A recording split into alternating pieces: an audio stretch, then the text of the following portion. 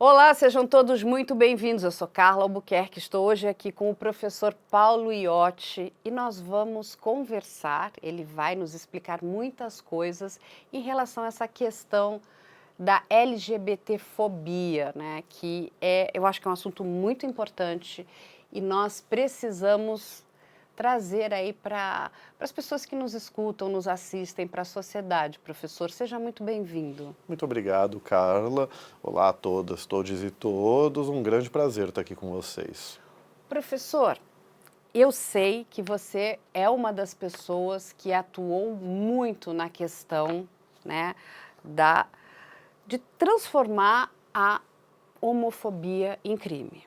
E isso foi muito importante, acho que para o nosso país, para o Brasil, porque é muito triste quando somos separados e criminalizados pela nossa cor, pela nossa condição. E até vou pedir para o professor explicar para as pessoas, muitas pessoas perguntam, mas é condição, é orientação, eu tenho escolha, não tenho escolha. A gente explica aqui muitas vezes, mas nada melhor do que um professor, porque eu sempre digo, né?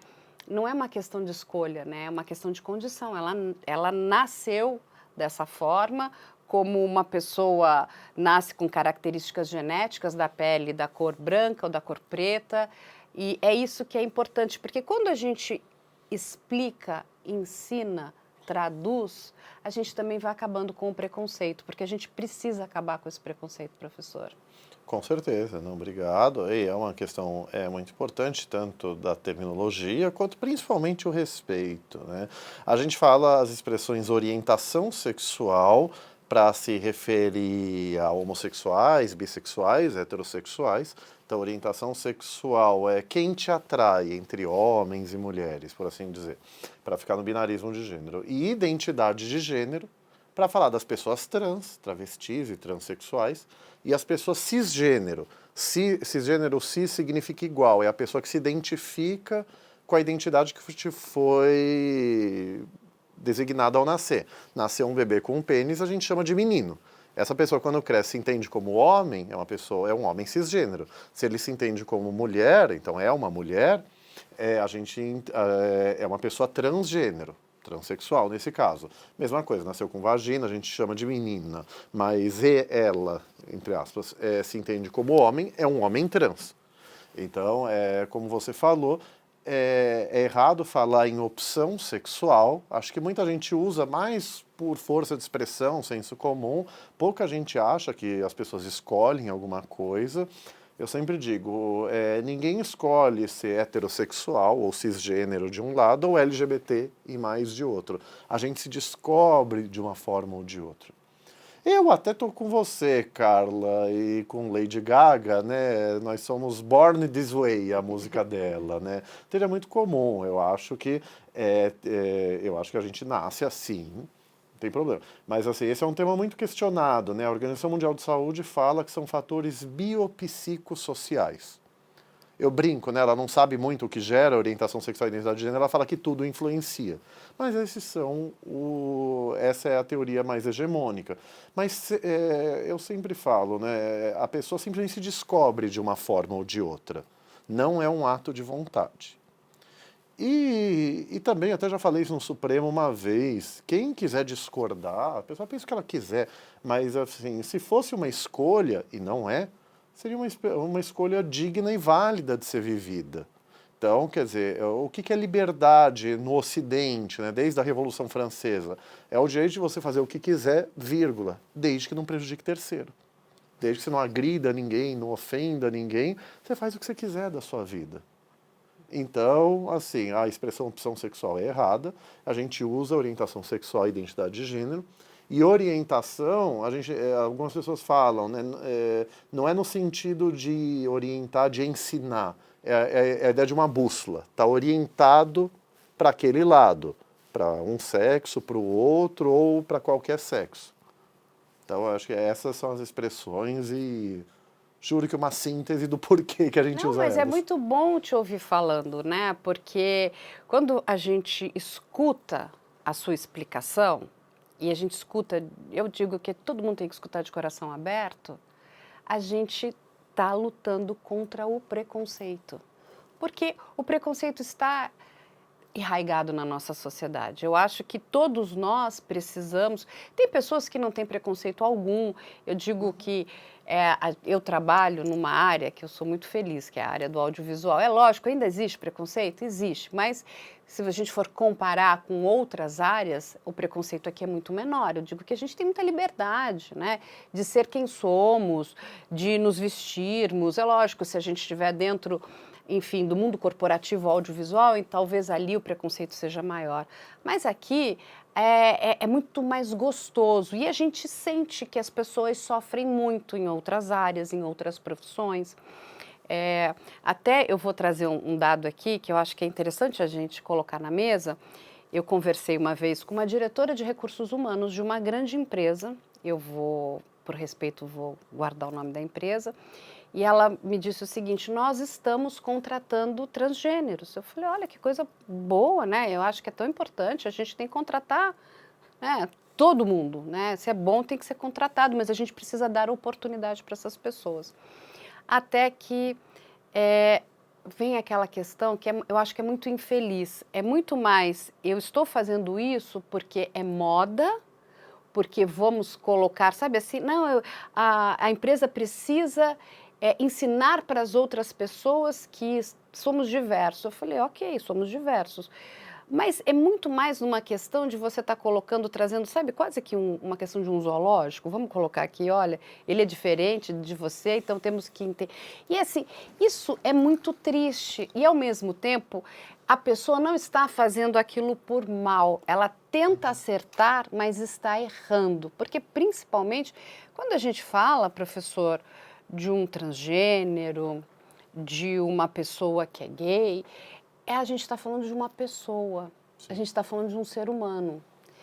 E é toda essa confusão que existe dentro da nossa sociedade, algumas pessoas tentando acertar, mas errando ainda, outras errando muito, e a gente continua jogando o preconceito. Há pouco tempo mesmo, uma fintech, a presidente dessa fintech disse que não conseguia contratar.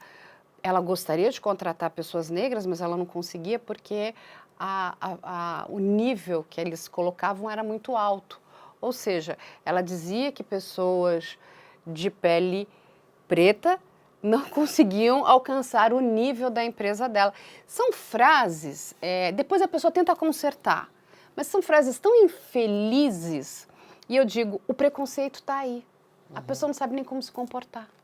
Sim, e é isso que a gente chama, né, do preconceito estrutural, que o professor e hoje ministro Silvio Almeida consagrou no Brasil, né, no livro dele, O Racismo Estrutural, não que não se falasse antes, mas acho que o livro do professor Silvio divulgou isso, o conceito, popularizou o conceito, e o estrutural eu explico do meu jeito assim, né, está tão internalizado no inconsciente coletivo da sociedade, das pessoas, que a pessoa discrimina sem perceber. É um pouco o que você falou. É uma frase muito infeliz, eu sinto dor física de vergonha alheia, acho que você viu, eu fiquei assim quando você falou algumas frases, né? E assim, mas a pessoa, ela não teve a intenção. Ok, mas assim, o que o movimento negro sempre fala muito, né, do racismo negrofóbico em geral, e a gente como minorias, né, eu como gay, pessoas LGBT, pessoas com deficiência, enfim, etc., a gente sempre fala, não, você não teve intenção, ok, mas isso também não é muito desculpa.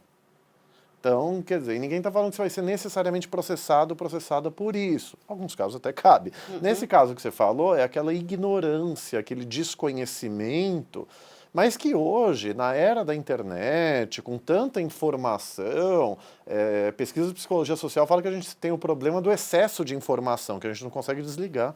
Então, quer dizer, uma pesquisa muito rápida nos buscadores online, como o Google, enfim, você consegue achar bons textos. E se você quer aprofundar um RH de empresa, tal, com a ajuda do jurídico ou de quem quer que seja, do especializado, vai no Google acadêmico e você acha bons textos que você consegue traduzir para o público. Mas, assim, é um problema sério, então, de preconceitos estruturais contra todas as minorias, que a sociedade, enfim, precisa aprender a superar. A Djamila Ribeiro, ela até fala, e a gente está aqui para ajudar a ensinar. Mas também a Isso. pessoa tem que estudar por conta própria. A Concordo. Djamila, com toda razão, fala, eu não sou Wikipreta. Adorei, né? Quer dizer, você pode pesquisar, seja no Wikipedia, seja em fontes melhores. É uma ironia da Djamila. Que a pessoa tem que buscar por conta própria. E sobre o que você falou, pragmaticamente é importante a pessoa fazer ações afirmativas, contratar e tudo mais. Mas tem que ser pela razão certa, não é porque acha que é moda. Você falar que é moda é uma coisa tão... é desrespeitosa. Porque, assim, somos todos humanos, somos, mas alguns humanos são discriminados enquanto outros não são. Aí a discriminação a minorias. Esse argumento, somos todos humanos, até dá um pouco de angústia na gente que faz parte de minoria, que normalmente é usado para negar a proteção específica para a minoria. Mas por que proteção específica? Porque a maioria não precisa dela. Qual que é um exemplo que eu acho que é incontestável? O Estatuto da Criança e do Idoso. Você pega a criança... precisam de proteção. Uma proteção que eu brinco que o Código Civil é o Estatuto do Adulto, né? Aquele que não precisa de proteção. A criança e o idoso, pelas suas peculiaridades, a criança se desenvolvendo, o idoso, enfim, por estar na fase mais avançada da vida, né? Então você precisa de proteções a mais que o outro não precisa. É a mesma coisa, a gente encontra pessoas negras, LGBTI+, com deficiência. Então, assim, por um lado, a lei impõe algumas ações afirmativas, você tem que respeitar. Mas é bom você entender por que a lei impôs isso. Não é por ser moda, não é por ser politicamente correto, é porque aquela população está historicamente excluída da sociedade. Falando de pessoas trans, a pessoa trans quase ninguém contrata. Pessoas trans precisam apelar à prostituição, as mulheres trans principalmente, porque nenhuma profissão contrata elas. Pelo menos em São Paulo, capital, aqui o telemarketing parece que contrata. Porque o mercado entendeu que se você não vê a pessoa e o cliente não sabe que ela é trans, então, enfim, ele aceitou contratar. Mas telemarketing é um serviço que paga pior, um serviço mais precarizados. Então as pessoas trans são expulsas de casa e da escola e têm que apelar à prostituição para sobreviver. Quem quer, por opção, ser profissional do sexo, a gente não tem nenhum problema com isso. O problema é que a pessoa trans é jogada para isso. Ela não tem outra opção. É o que restou para ela, é isso, professor? É o que a sociedade joga para ela. E veja, até gays, lésbicas, eu como homem gay, mas principalmente os gays ditos, mil aspas, mais afeminados, por exemplo, qual que é a profissão que a sociedade relega a gente? Né? Cabeleireiro, maquiador... Todas profissões dignas, mas jogam a gente para elas e não querem contratar. Em outras, eu, que sou um homem gay com 1000 privilégios, e quando a gente fala que a pessoa é privilegiada, o branco em relação ao negro, o cisgênero, eu como gay e a pessoa trans, não quer dizer que a nossa vida é fácil. Mas a gente não enfrenta a mesma dificuldade que a pessoa negra, a pessoa trans, etc. Eu, com 1000 privilégios, eu sei que eu já não fui contratado em um escritório porque eu usava uma pulseira do arco-íris que aparecia aqui, ficava metade para dentro e metade para fora. E como que eu sei disso? Porque uma amiga minha foi contratada, falaram para ela e ela me contou. Então veja, eu já não fui contratado e na época eu acho que eu já era especialista em direito constitucional, talvez mestre, enfim, já era formado. Não, e você é um gênio, Paulo. O professor é um gênio. Foi uma grande perda para esse escritório, não é? Porque olha aonde chega o preconceito. Você me lembrou um programa que eu acho que, principalmente na minha vida, foi um divisor de águas. Eu morei muito tempo fora do Brasil, nos Estados Unidos, e eu assisti a um programa do 60 Minutes, que era Don't Ask, Don't Tell. Falando na verdade, do exército americano. E foi um programa que depois eu fui procurar entender melhor como é que aquele programa foi produzido, né? Os jornalistas, os produtores ficaram mais de um ano para produzir aquele programa, até porque era um assunto extremamente delicado, apesar de ser uma sociedade que está lá, dito e claro, temos que aceitar, né? Todas essas pessoas dentro desse universo militar, continuava don't ask, don't tell. Não pergunto, você não me diz o que você é.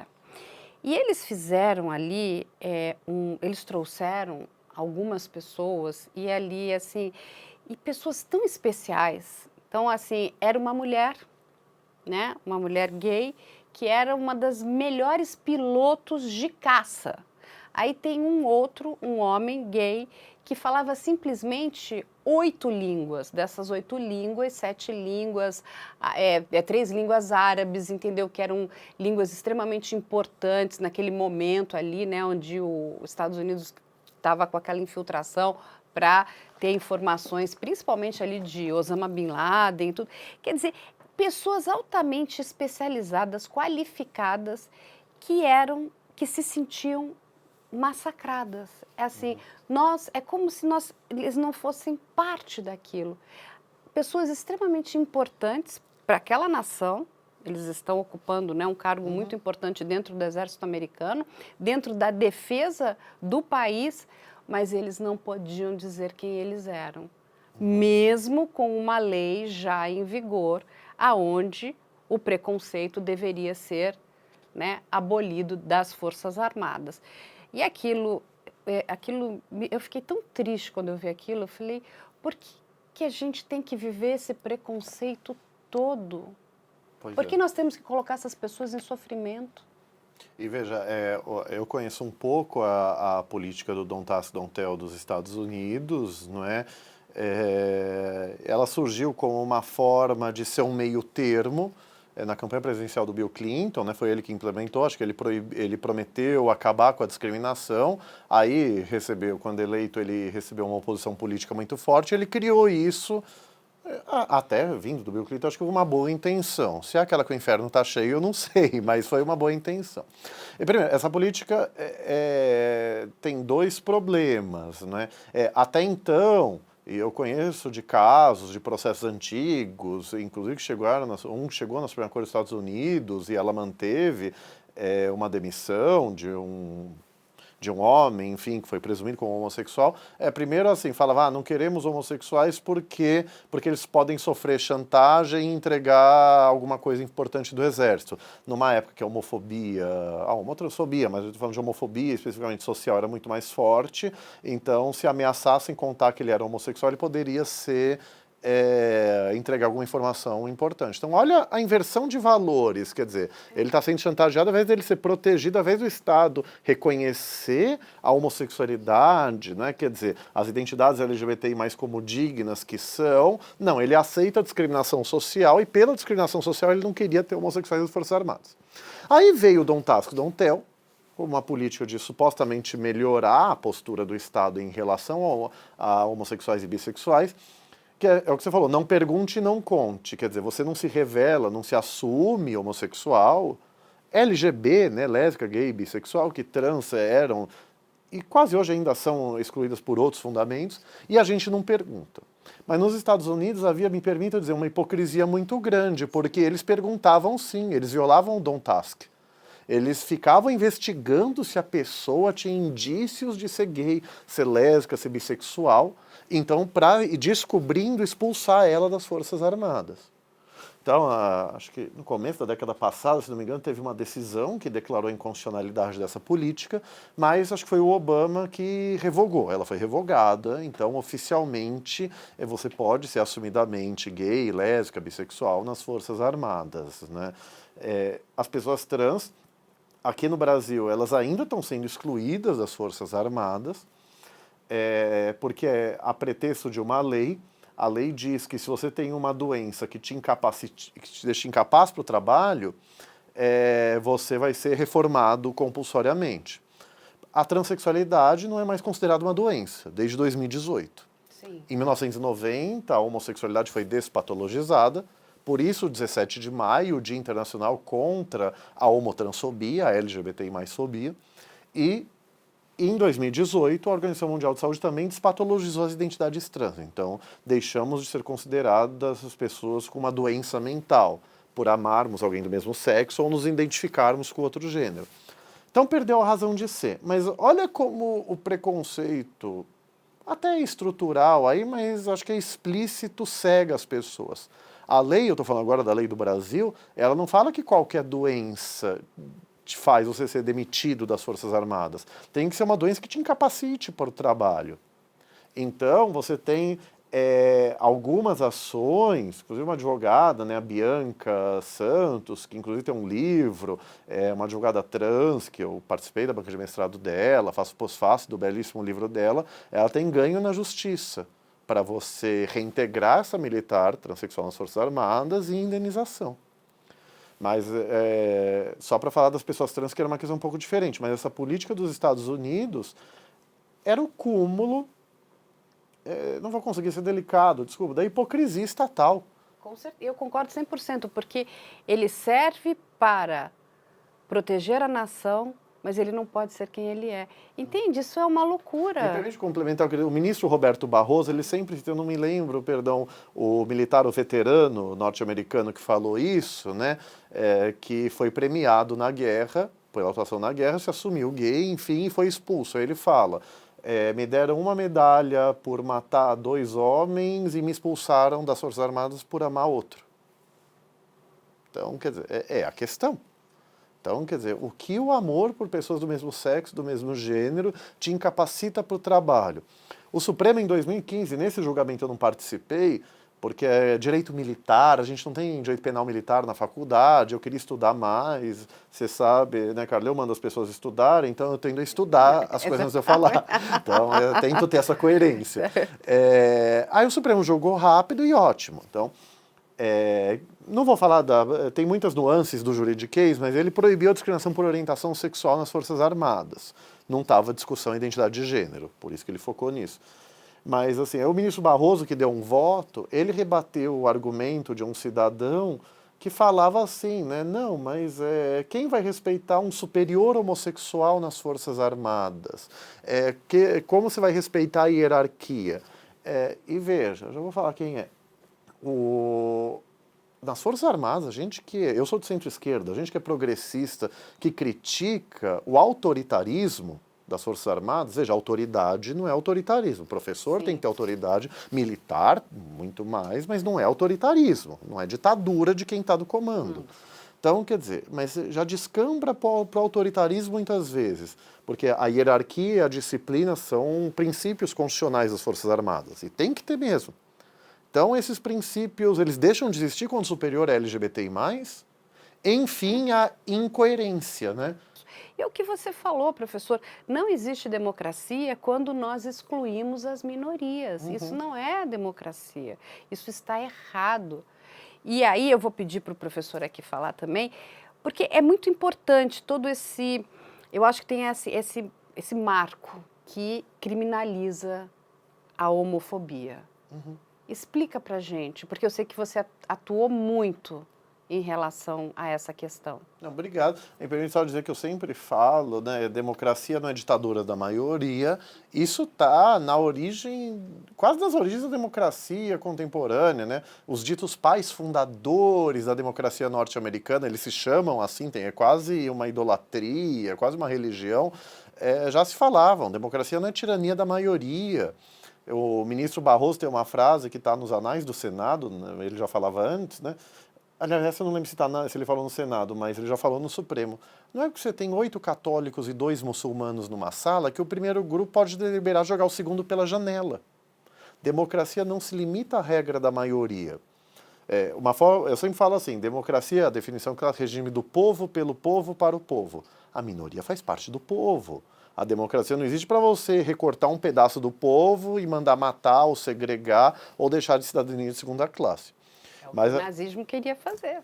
E fez explicitamente. Exatamente. Mas a democracia é o regime jurídico e político em que a maioria define os rumos da nação, políticos jurídicos, desde que respeite os direitos básicos de cidadania de todas, todos e todos, que são, pela teoria mais conservadora, são os direitos que estão inscritos na Constituição e nos tratados de direitos humanos.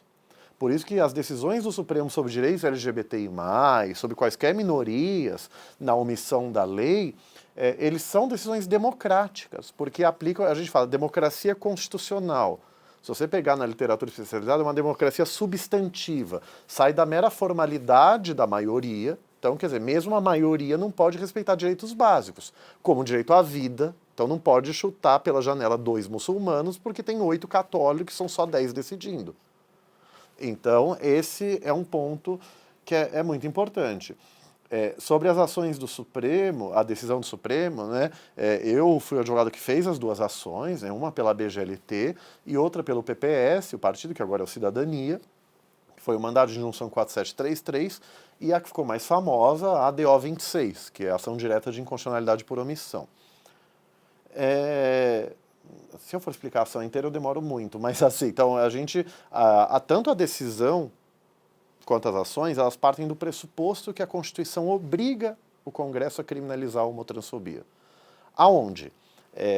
Quando ela fala no artigo 5º, os incisos 41 e 42, a lei punirá toda discriminação atentatória, direitos e liberdades fundamentais. No mínimo aqui, eu falei em sustentação oral, tá no YouTube, né? A homotransfobia se enquadra. É uma discriminação que viola, atenta contra o direito à livre orientação sexual, à livre identidade de gênero. Lembra, a liberdade de fazer o que quiser desde que não prejudique terceiro? Ser LGBTI não prejudica ninguém. Nesse país que tanto demoniza o comunismo, e eu não sou socialista nem comunista, eu sou social-democrata. Então eu sou a nossa Constituição, por assim dizer.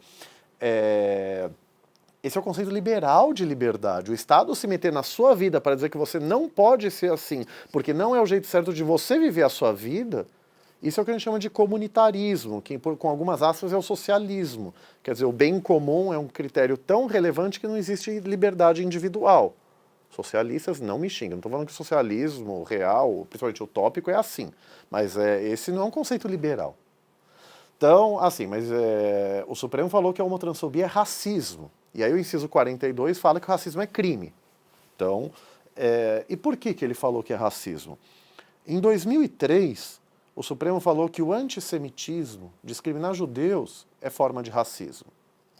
E veja, embora hoje a lei fala crimes por raça, cor, etnia, religião e procedência nacional, esses são os critérios de racismo, não estava escrito religião na lei na época, que foi praticado o fato que o Supremo disse isso. Ele disse que discriminar judeus é crime por raça. E por quê? Porque o racismo é imprescritível. Se fosse um crime de discriminação não racista, como se defendeu no Supremo na época, estaria prescrito. Então, para sintetizar muito, o Supremo falou assim, como o projeto Genoma acabou de vez com a crença de raças humanas biologicamente diferentes entre si, entre brancos, negros, amarelos e vermelhos, nesses termos, então, para o racismo não virar crime impossível, que é uma categoria do direito penal, então o Supremo adotou o conceito de racismo social, que é hegemônico na literatura antirracismo. E com o projeto Genoma, para quem não sabe, é o mapeamento da genética humana, você superou essa crença de racismo biológico. Então o Supremo falou, a divisão dos seres humanos em raças decorre de um processo político-social que visa legitimar a desigualdade. Adota-se o conceito antropológico de raça social, enquanto um critério, eu vou parafrasear bastante de memória, mas assim, enquanto um dispositivo de poder que visa classificar os seres humanos por determinadas características, seja características físicas, que é o racismo clássico, mas seja por características culturais também. É uma construção social destinada a legitimar a desigualdade. E raça e cor são palavras diferentes na lei e na Constituição. Aqui é um pouco juridiquês, mas a gente fala, a lei não tem palavras inúteis. Então, raça é um conceito mais amplo que cor e que etnia. Então, raça como dispositivo de poder para justificar a desigualdade, aí em 2019, julgando a homotransfobia como racismo, onde eu tenho a honra de ser citado 8 vezes nessa decisão pelo ministro Celso de Mello e mais uma na ementa. Eu posso morrer feliz, eu sempre falo, sempre admirei muito. Nosso eterno decano, um dos juristas mais densos, mais cultos que a gente vê, o ministro Celso, são sempre monografias, o voto dele. Então ele falou, o racismo que não se limita, o conceito de raça que não se limita a fenótipo, cor de pele, nem genótipo, é uma arbitrária construção social para legitimar a desigualdade. Então o conceito geral e abstrato de racismo abarca a homofobia e a transfobia, como, aí ele me cita, Paulo Roberto Iotti Vecchiati, que o racismo é um sistema de classificatório que visa, enfim, a desigualação de grupos humanos, para visar a segregação, eventualmente a internação, o extermínio, para legitimar a desigualdade. Então, assim, é o mais sintético que eu consigo ser, mas e é importante eu falar isso porque o Supremo não fez analogia ao reconhecer a homotransfobia como racismo. Você pode reconhecer direitos por analogia, por exemplo, casamento igualitário. Você não pode restringir nem limitar direitos por analogia.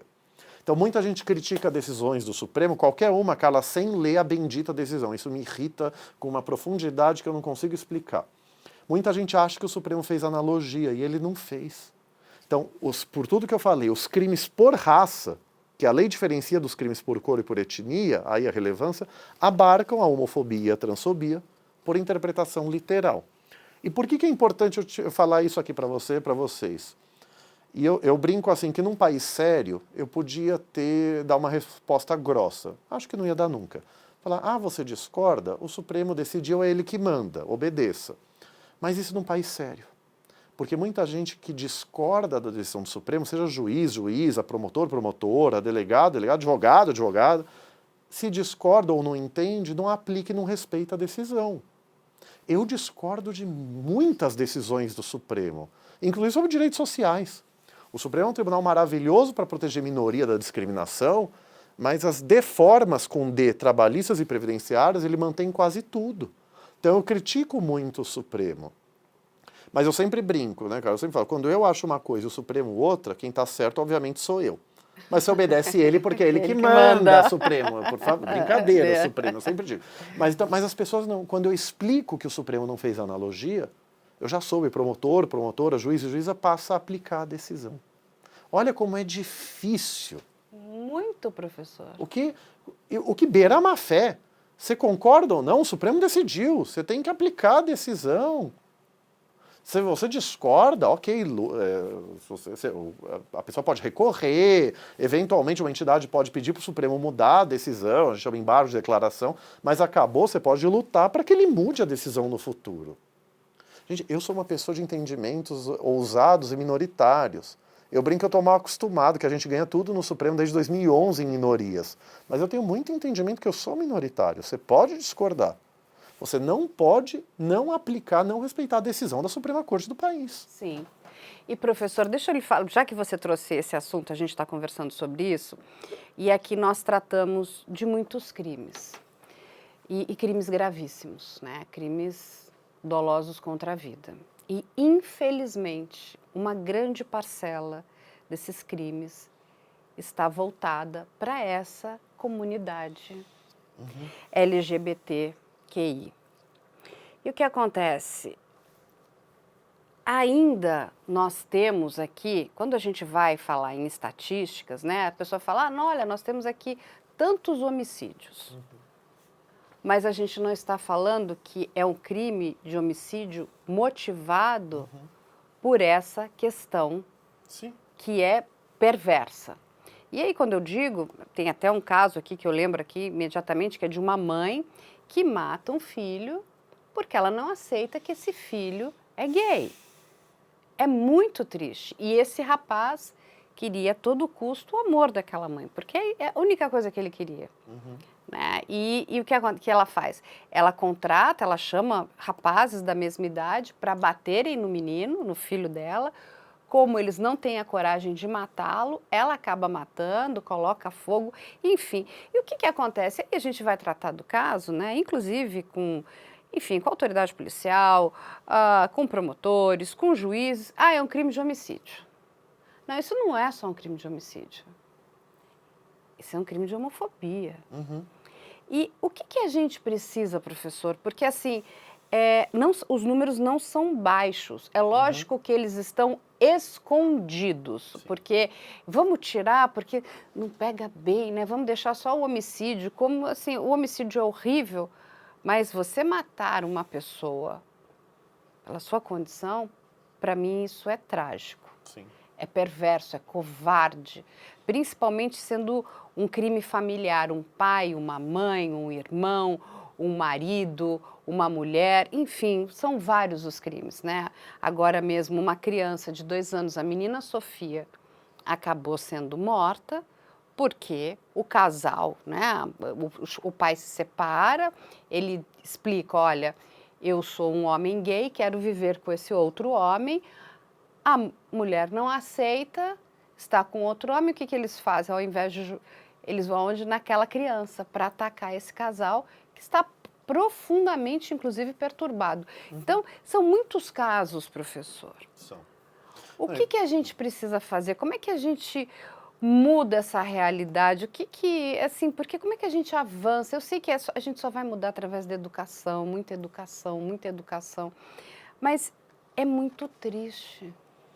É muito triste e é mais do que lamentável, é deplorável também, né? Eu sou uma pessoa, você sabe, Carla, eu dou os adjetivos que são devidos, né? Quer dizer, então, não tenho que justificar. O Supremo, ele reconheceu isso, eu lembro o voto do ministro Alexandre de Moraes, né, ratificando uma coisa que a gente falou na ação, nas ações que eu agradeço, você já falou, né? Quer dizer, essa história dos 50 mil, dos tantos mil homicídios e tal, o que a gente não está falando de homicídio em geral, a gente está falando de crime de ódio. E o crime de ódio é mais grave que o crime que não é motivado no ódio. Quer dizer, se a gente briga e um matou o outro, quer dizer, é claro que isso é lamentável, isso é deplorável, isso é intolerável e tem que ser reprimido. Mas se você mata a pessoa porque você odeia ela, porque você acha que por ela ser daquele grupo social, por ser negro, por ser gay, por ser travesti, por ser, seja lá de qual minoria social for, você mata ela por isso, isso tem uma gravidade muito maior. As estatísticas são baixas do Brasil, por homofobia, por homotransfobia estrutural e institucional do Estado, que não mapeia. De novo, o censo não quis, por opção política desse último governo, para ser justo, desde antes não se incluiu no censo, em 2010 também não, por exemplo. E por desculpas esfarrapadas, né? Quer dizer, é uma questão da intimidade, é uma questão subjetiva, você pergunta para um da família e não para as pessoas, mas religião também. Cor e etnia, sabe? Raça e cor são palavras diferentes no IBGE também. Religião, que é uma coisa da intimidade, da subjetividade, que você põe, por quê? Porque a pessoa falou.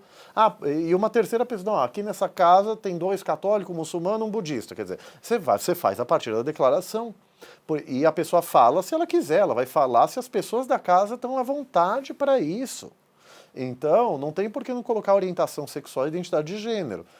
Antes do censo, o IBGE fez uma pesquisa sobre orientação sexual e não identidade de gênero, porque a bancada fundamentalista do Congresso, que se diz evangélica e eu digo fundamentalista, demonizou a palavra gênero. Seja para proteger a mulher cis, a mulher heterossexual que não é trans, seja para qualquer tema, a palavra gênero está demonizada pelo Congresso Nacional por espantalho, por deturpação de má-fé. Isso não é má fé, é uma ignorância grosseira, que nessa era que a gente falou das redes sociais é indefensável isso. Mas é uma outra discussão. Mas então a gente depende do mapeamento das entidades LGBT e mais. Então, o primeiro grupo gay da Bahia, o GGB, uma ONG histórica dos assassinatos, assim, de homossexuais, mas a terminologia evoluiu. Como eu falei, antes homossexual era usada como sinônimo para LGBT em geral. Tinha um sentido muito amplo, talvez simplista desde sempre, mas só que dos anos, talvez 90, 80 para cá, começou a especificar. E o senso comum acha que todo mundo é homossexual, que a mulher transexual, o homem trans, seriam homossexuais que iriam mais longe, com 1000 aspas. Esse é o senso comum. Então a gente evoluiu. É uma ignorância. Exato, mas o GGB, Grupo Gay da Bahia, ele é focado na homofobia, embora ele fale de transfobia também.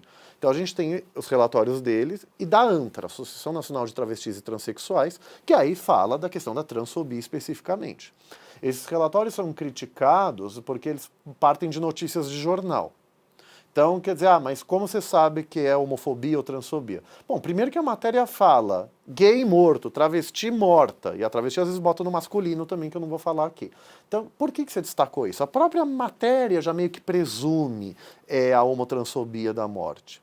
A ANTRA eu conheço, eu sou aliado da ANTRA, do GGB, enfim, a ANTRA, a Bruna Benevides fala, né, que ela lê as matérias e só põe aquelas onde na notícia tem elementos que apontem a transfobia. Mas muita gente desacredita, não é um método científico e tal. Bom, eu critico isso falando, a própria matéria denota discriminação. Mas ok, que o Estado brasileiro faça. Ele fez, acho que 3 vezes. Você tem 2011, 12 e 13, o relatório da homofobia denunciada no Brasil. Homofobia também evoluiu, então eu falo homofobia no sentido de transfobia também, de homotransfobia. Que é baseado no Disque 100. Disque 100 é um disque de direitos humanos, tem o Disque 100 LGBT. Então a pessoa denuncia, olha, sofri homofobia, sofri lesbofobia, gayfobia, bifobia, transfobia. E conta o caso. E aí o Disque 100, que é um órgão do governo federal, aí ele encaminha, foi na cidade de São Paulo, manda para o órgão da cidade de São Paulo, Centro de Cidadania LGBT de São Paulo, para a Defensoria de São Paulo. Então manda para esse órgão. Esses números, eu vou falar assim muito por cima, mas eles meio que são equivalentes ao do GGB e da ANTRA. Então, são números que são respeitáveis, é simplório. Beira a má fé você falar, não gosto dos números da ANTRA, então não vou considerar. Quando o Estado brasileiro se omite. Carla, eu adoro falar, como você falou, existem casos que a homotransfobia existe, é inegável. Eu adoro dizer que um fato é notório, sabe por quê? O Código de Processo Civil diz, fatos notórios não supõem comprovação. Aí vão falar que eu não estou num processo. Mas é notório que a homotransfobia ocorre. A gente pode discutir um número. Sim. Mas que ocorrem crimes de... E no Supremo eles têm sustentação oral. Casos que traumatizaram a comunidade LGBT. Eu fico arrepiado até de falar. 2011 e 12. Um pai e um filho de um caso, irmãos gêmeos, estavam abraçados. A masculinidade tóxica do homem heterossexual cisgênero homofóbico, aparentemente acha que dois homens não podem estar abraçados sem ser um casal gay. Então, por serem confundidos com um casal homoafetivo, bateram neles. O pai perdeu metade da orelha e um dos irmãos gêmeos foi morto pela agressão. Heterossexual sofrendo homofobia. A gente fala, a discriminação pode ser real, eu sou agredido por ser gay, ou suposta, quer dizer, presumem que eu sou gay sem me batem e querem me agredir por isso. Em 2018, uma mulher cisgênero, estava careca por estar tratando câncer, foi confundida com uma pessoa transexual, só não foi agredida porque o marido chegou. Eu sou corintiano. Eu brinco que meu corintianismo disfarçava a minha homossexualidade. E aí eu fico brincando que ismo significa doença, né? Quer dizer, então é quase isso, né? O Corinthians, em 2014, importou, a torcida do Corinthians importou da torcida do México o grito de bicha, quando o goleiro bate o tiro de meta. Eu fui o primeiro, junto com outro advogado, a fazer denúncia contra isso, para o Corinthians, o Flamengo, o São Paulo serem punidos. E a Justiça Desportiva no Brasil negou. Só depois da Copa de 2014 que a FIFA começou a mandar multar as seleções por isso. Então veja como a homotransfobia ela é tão estrutural, internalizada e vista como normal. Eu sou uma pessoa que futebol gosto de ver pela TV. Mas se eu for em estádio, eu iria e eu tiver acompanhado, não vou poder ir com um namorado, um companheiro, vou ser agredido. E eu sou excessivamente assumido. Quem não gosta de mim por ser gay, eu não quero essa pessoa na minha vida. Eu não vou num estádio como assumidamente gay, porque eu vou ser agredido por algumas pessoas, em qualquer torcida.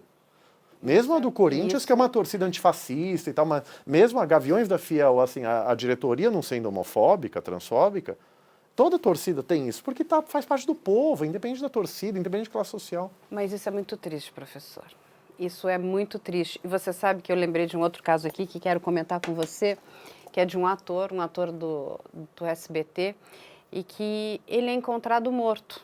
Mas, na verdade, ele fazia aquela prática da asfixiofilia, né? E ele erra na mão. Ali, nitidamente, ele errou na mão e acabou morrendo porque, enfim, colocou aquele plástico na cabeça.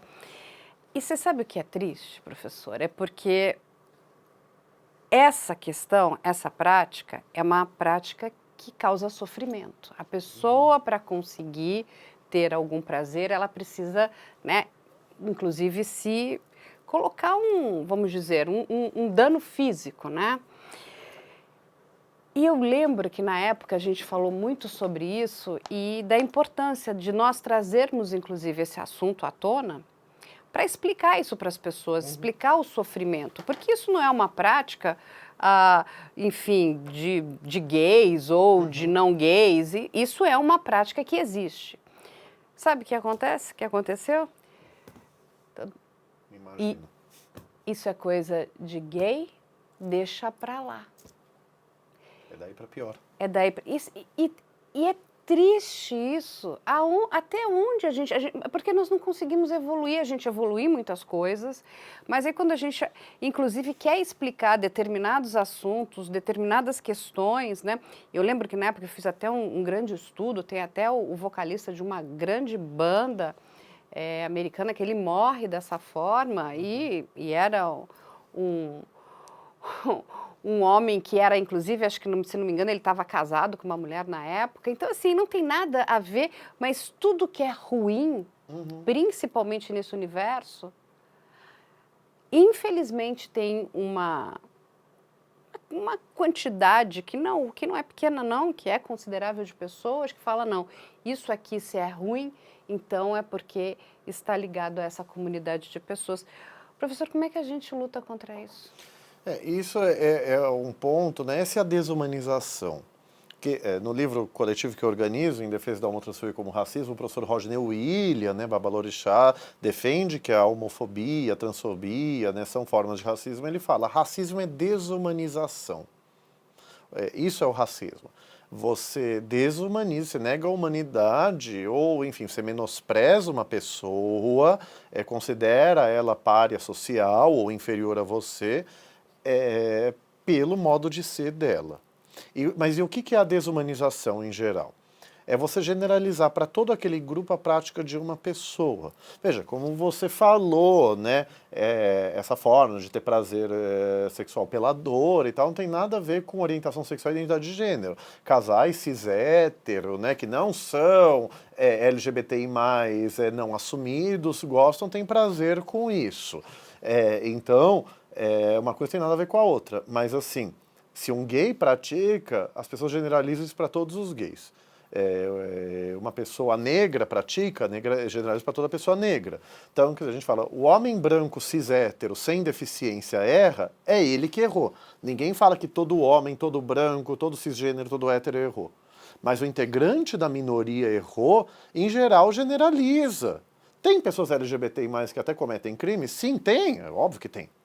Mas isso não tem nada a ver com orientação sexual e identidade de gênero. Então isso é uma forma da desumanização, uma forma do racismo. E eu sempre falo, você não quer considerar a homotransfobia racismo? O Supremo considerou, vai ser. Mas independente disso, isso é uma desumanização dessa pessoa e de gays em geral, ou gays e bissexuais em geral, por causa dessa conduta. O que é lamentável, e é deplorável. Isso é discurso de ódio. No mínimo nocível, né? Quer dizer, que no penal, né, para a homotransfobia é crime de racismo, então tem que ter dolo. Para a maioria tem que ter dolo direto, que é a intenção propriamente dita. Eu defendo, tenho um entendimento minoritário, o dolo eventual. Que é assim, você não quer exatamente, mas você assume o risco disso aí. Então, quer dizer, se acontecer, você não está nem aí, no bom português. É isso. Mas assim, então, para ser crime tem que ter intenção. Nocível não, para processar por dano moral é imprudência, negligência. Se você tem um discurso que é imprudente, que é algo que é terraplanismo, vamos colocar assim, isso é ato ilícito civil. Então isso é um discurso de ódio, no mínimo como ato ilícito civil, que tem que ser combatido. Aí você perguntou como, né, enfrentado.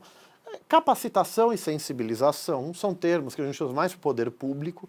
Capacitar é ensinar a trabalhar. Você fala, nossa, quem são pessoas LGBTI+? Quais são as demandas? Você ensina ela os conceitos. E sensibilizar, aí eu vou ser um pouco atécnico, né, mas é humanizar. Porque assim, nós, LGBT, eu citei isso no Supremo, no julgamento da homotransfobia como racismo, muita gente nos chama até hoje de raça desgraçada, raça maldita, raça do inferno. Eu citei, saiu do ar, o SBT teve uma entrevista com um neonazista em 2014, com o rosto fechado, chamando homossexuais de raça do inferno ou do demônio, em 2014. Então, muita gente tem medo da gente. Seja por fundamentalismo religioso, por medo religioso, tem igrejas que nos demonizam. E veja, eu até falei da bancada fundamentalista do Congresso. Ninguém no movimento LGBTI+, fala que evangélicos ou qualquer religioso em si, por ser religioso, seria homotransfóbico. Não, é o fundamentalista. E olha, eu falei isso na Tribuna do Supremo, falei no Jornal Nacional, falei no Fantástico. Ninguém quer prender padre e pastor por dizer que a homossexualidade é pecado. Aí eu falei, você quer achar que eu vou para o inferno por ser gay? Eu falei da Tribuna do Supremo que eu acho que a ignorância é um direito fundamental quando não me prejudica. Concordamos em discordar, eu te mando estudar, você faz a mesma coisa que quiser e é nóis. Aqui no mundo real, A César o que é de César, coisa e tal. Então aí vamos descobrir lá, né, quando a gente passar, quem vai para o inferno católico ou quem vai evoluir, quem vai reencarnar, que é uma crença que mais me se adequa ao que eu penso religiosamente. Mas assim, dizer que é pecado é um direito, ok. Aí lembre que eu tenho o direito de crítica também da sua expressão. Mas ninguém quer criminalizar ou punir por dano moral isso. A gente quer, e aí é o que você falou, punir, criminalizar, que seja considerado crime, dano moral, chamar gays de pedófilos, que é um preconceito histórico contra nós, homens gays, embora já tenha muitos estudos que provem que não tem nada a ver uma coisa com outra, que quantitativamente, até proporcionalmente, não tem mais pedofilia entre pessoas do mesmo sexo. Então, assim, o que tem que ser crime e dano moral é falar que homossexuais e LGBT estariam querendo, aspas, sexualizar a criança, destruir a família, transformar a sociedade em algo ruim. Isso é discurso de ódio, que é incitar o preconceito, a discriminação, a intolerância. E como a gente estava falando aqui no bastidor, a Carla é maravilhosa, eu quero sair com ela no recreio depois, né? Quer dizer, as pessoas falam como se algo sendo considerado crime, o judiciário fosse punir a torto e a direito sem critério. É o contrário, é aí que eu mando a pessoa estudar. E muita gente fala isso por uma ignorância, porque não é do direito, então ok. Mas a pessoa realmente precisa estudar para falar. As pessoas querem opinar sobre tudo sem ler uma página sobre nada, eu sempre falo. As professoras Marta Machado, Márcia Lima e Natália Neres, salvo engano da FGV, estudaram mais de 2.000 decisões sobre racismo contra pessoas negras, né, no Brasil. Eu cito em algumas petições no Supremo, sempre cito. Elas viram que a extrema resistência do judiciário em condenar por racismo discursos ofensivos a pessoas negras. Então, por exemplo, já que a homofobia é racismo, não vou usar o termo pejorativo contra pessoas negras, mas que elas constataram, chamar alguém de viado de merda, sim, que eu falei isso no Supremo, num julgamento, chamar de viado de merda, teve decisão, que usando isso para pessoas negras e tal, falou que seria injúria simples. Nem injúria racial, antes do Supremo achar que a injúria racial era racismo. Então, veja, o que é injúria racial? Ofender o indivíduo em sua honra, você xingar alguém por motivação racial. Só em 2015 o Superior Tribunal de Justiça e 2021 o Supremo Tribunal Federal falaram o óbvio, que injúria racial é racismo. Como eu falei nesse julgamento que o Supremo terminou em 2021. Como você pode seriamente, eu falo seriamente estudando, dizer que xingar alguém, ofender o indivíduo em sua honra subjetiva por elemento racial não é racismo, é o que então?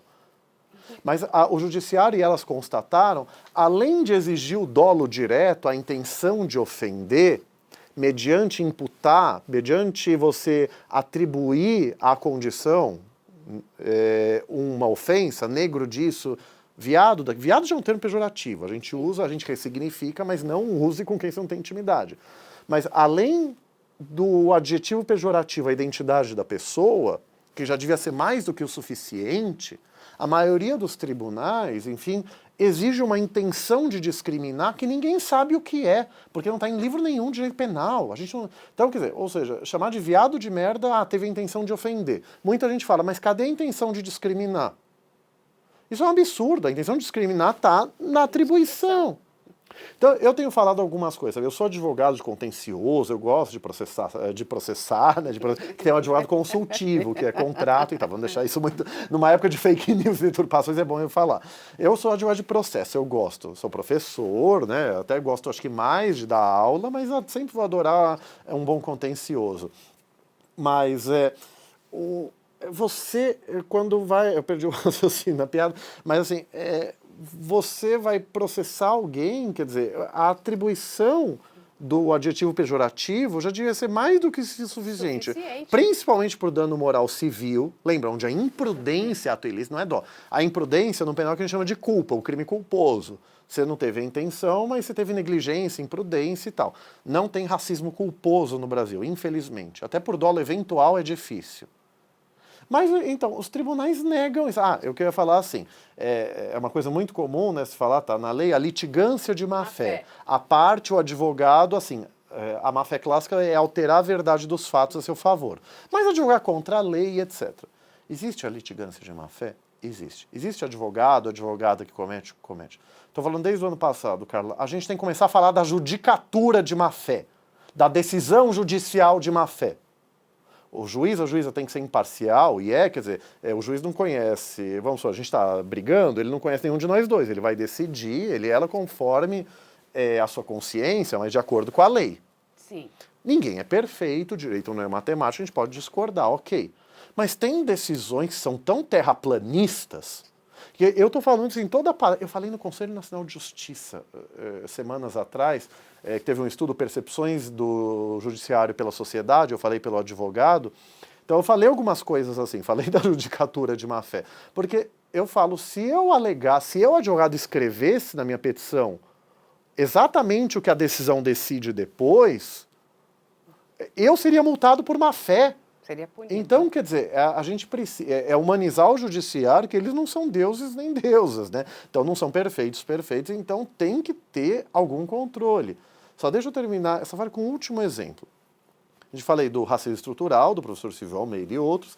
Tem a lei de 2013, né, que colocou a injúria racial na lei de racismo. Ela estava no Código Penal. Então a gente fala, não é racismo que não está na lei. É um argumento simplório, mas ok. Então tiraram daqui e colocaram na lei de racismo para não ter mais dúvidas, em 2023. Essa lei colocou como crime também o chamado racismo recreativo.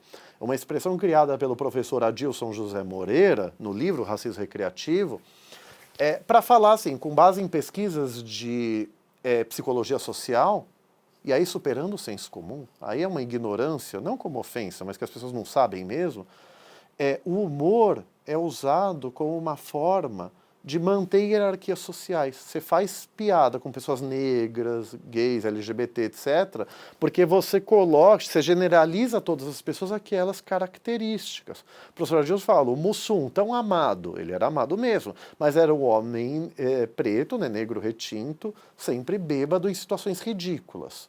A Vera Verão, maravilhosa em muitos aspectos, principalmente o ator, era um homem gay, né, que não me recordo, não sei se a Vera Verão se identificava como mulher trans, acho que não, mas me perdoem, a confirmar. Mas assim, o que era? Era, o professor Adilson fala, então, entre aspas, né, o estereótipo da bicha preta, fecha aspas, e assim, sempre se humilhando pelo afeto de um homem hétero, cisgênero, que cria mulheres cisgênero. Então, quer dizer, o humor é usado como uma forma de manter hierarquia social. Isso não é achismo do professor Adilson, de ninguém. Isso é pesquisa. Isso é estudo empírico. Você vai no mundo real, você vê a piada, você vê como a minoria, como a pessoa negra se sente contra isso. Eu lembro de um quadro, acho que não era do Zorra Total, que o Jorge Dória, lembra o Jorge Dória? Sim. Que ele tinha um filho homossexual, Sim. De um papel muito afeminado, e o problema não é ser afeminado, por favor. Porque não pode ter preconceito contra homem gay afeminado, ou qualquer que seja.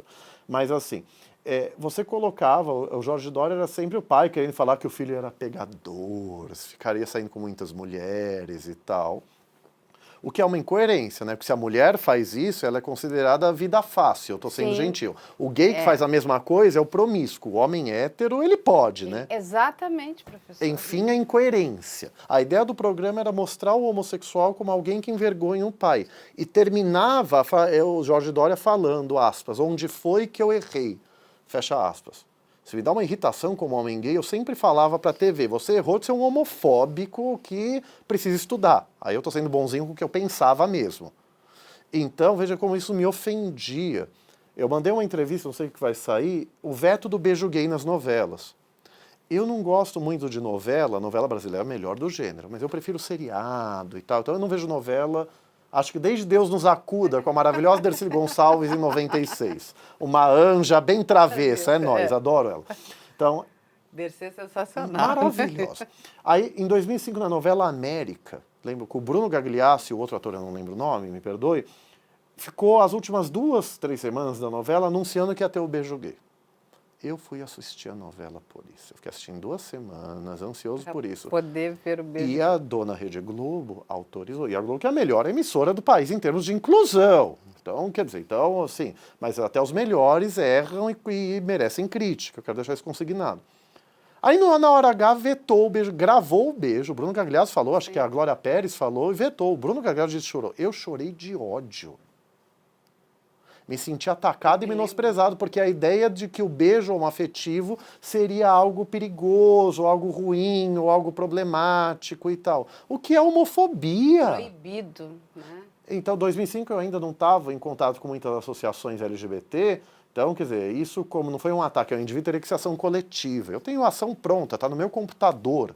É que você não podia entrar como indivíduo se você não é atacado. Então, e parece que aconteceu de novo agora, alguém me falou, né, para aí mandei alguma explicação.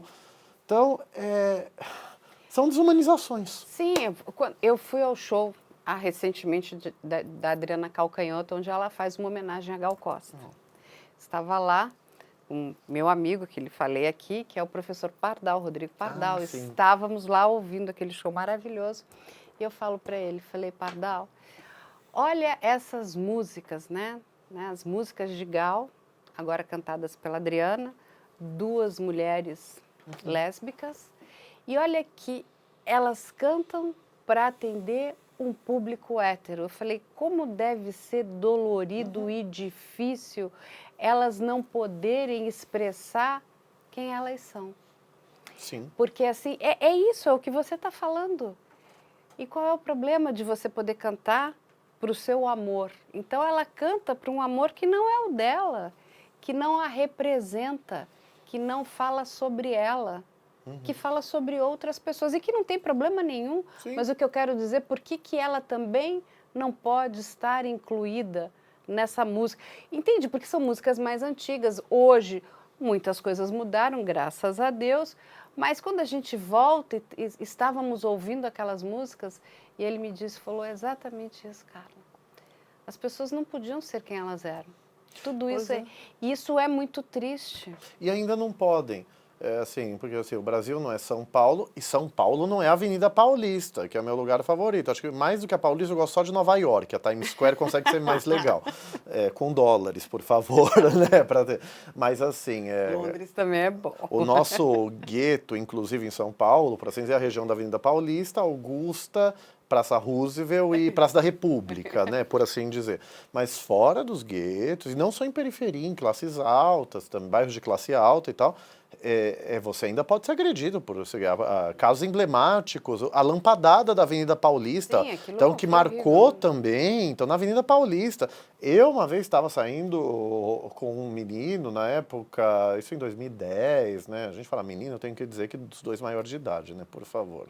Gente, quem me deturpar, eu processo, tá? Porque Dica, a gente por quer favor. dizer que a gente ainda tá jovem, é jovem de cabeça. Né? Quer dizer, eu sou de 82, vocês fazem a conta. Né? Adoro a minha idade, mas podia parar nela, né? Mas enfim, parar e ficar só nela até parar o corpo. Mas você é jovem. Obrigado.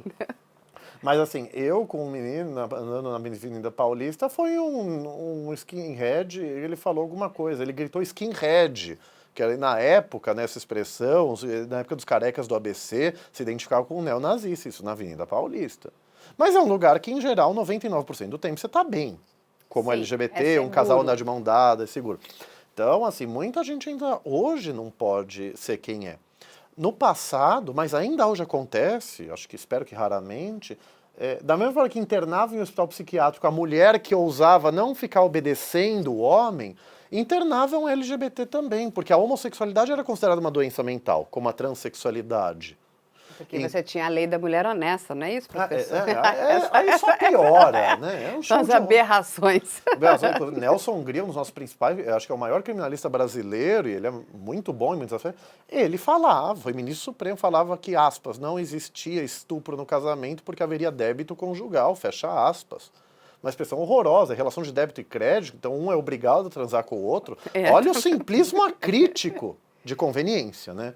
A Djamila fala má-fé sartriana, a má-fé de Sartre não é, você não quer mentir, mas você simplório porque convém, é assim que eu consigo traduzir, né? Você não quer evoluir muito. Então, mas por essa eu estou internado, e às vezes até hoje internam pessoas LGBT em hospital psiquiátrico. Nossa. E quando internam pai e mãe, falam, você não quer ir no psicólogo, ver se você tem certeza e tal. E até questões muito banais, né, de senso comum e ignorância, que a gente acha engraçado, mas enfim. Pode falar, ai Paulo, você tem certeza que você não gosta de mulher? Você não quer experimentar? Eu estou traduzindo. Eu falei, tá bom, primeiro experimenta você, outro homem, aí vamos ver. Aí um que concorda, Paulo, eu concordo com ele. Quando eu falei, então você experimenta pro outro, altamente garanto que você vai gostar. Aí ele virou pro outro, agora eu concordo com o Paulo, né? Quer dizer, então, mas isso é no extremo interno em hospital psiquiátrico até hoje. E quando não é assim, quer dizer, se você é assumido em algum lugar que não é tão inclusivo, você tem risco de agressão física e morte. Sim, professor. Homotransfobia mata até hoje.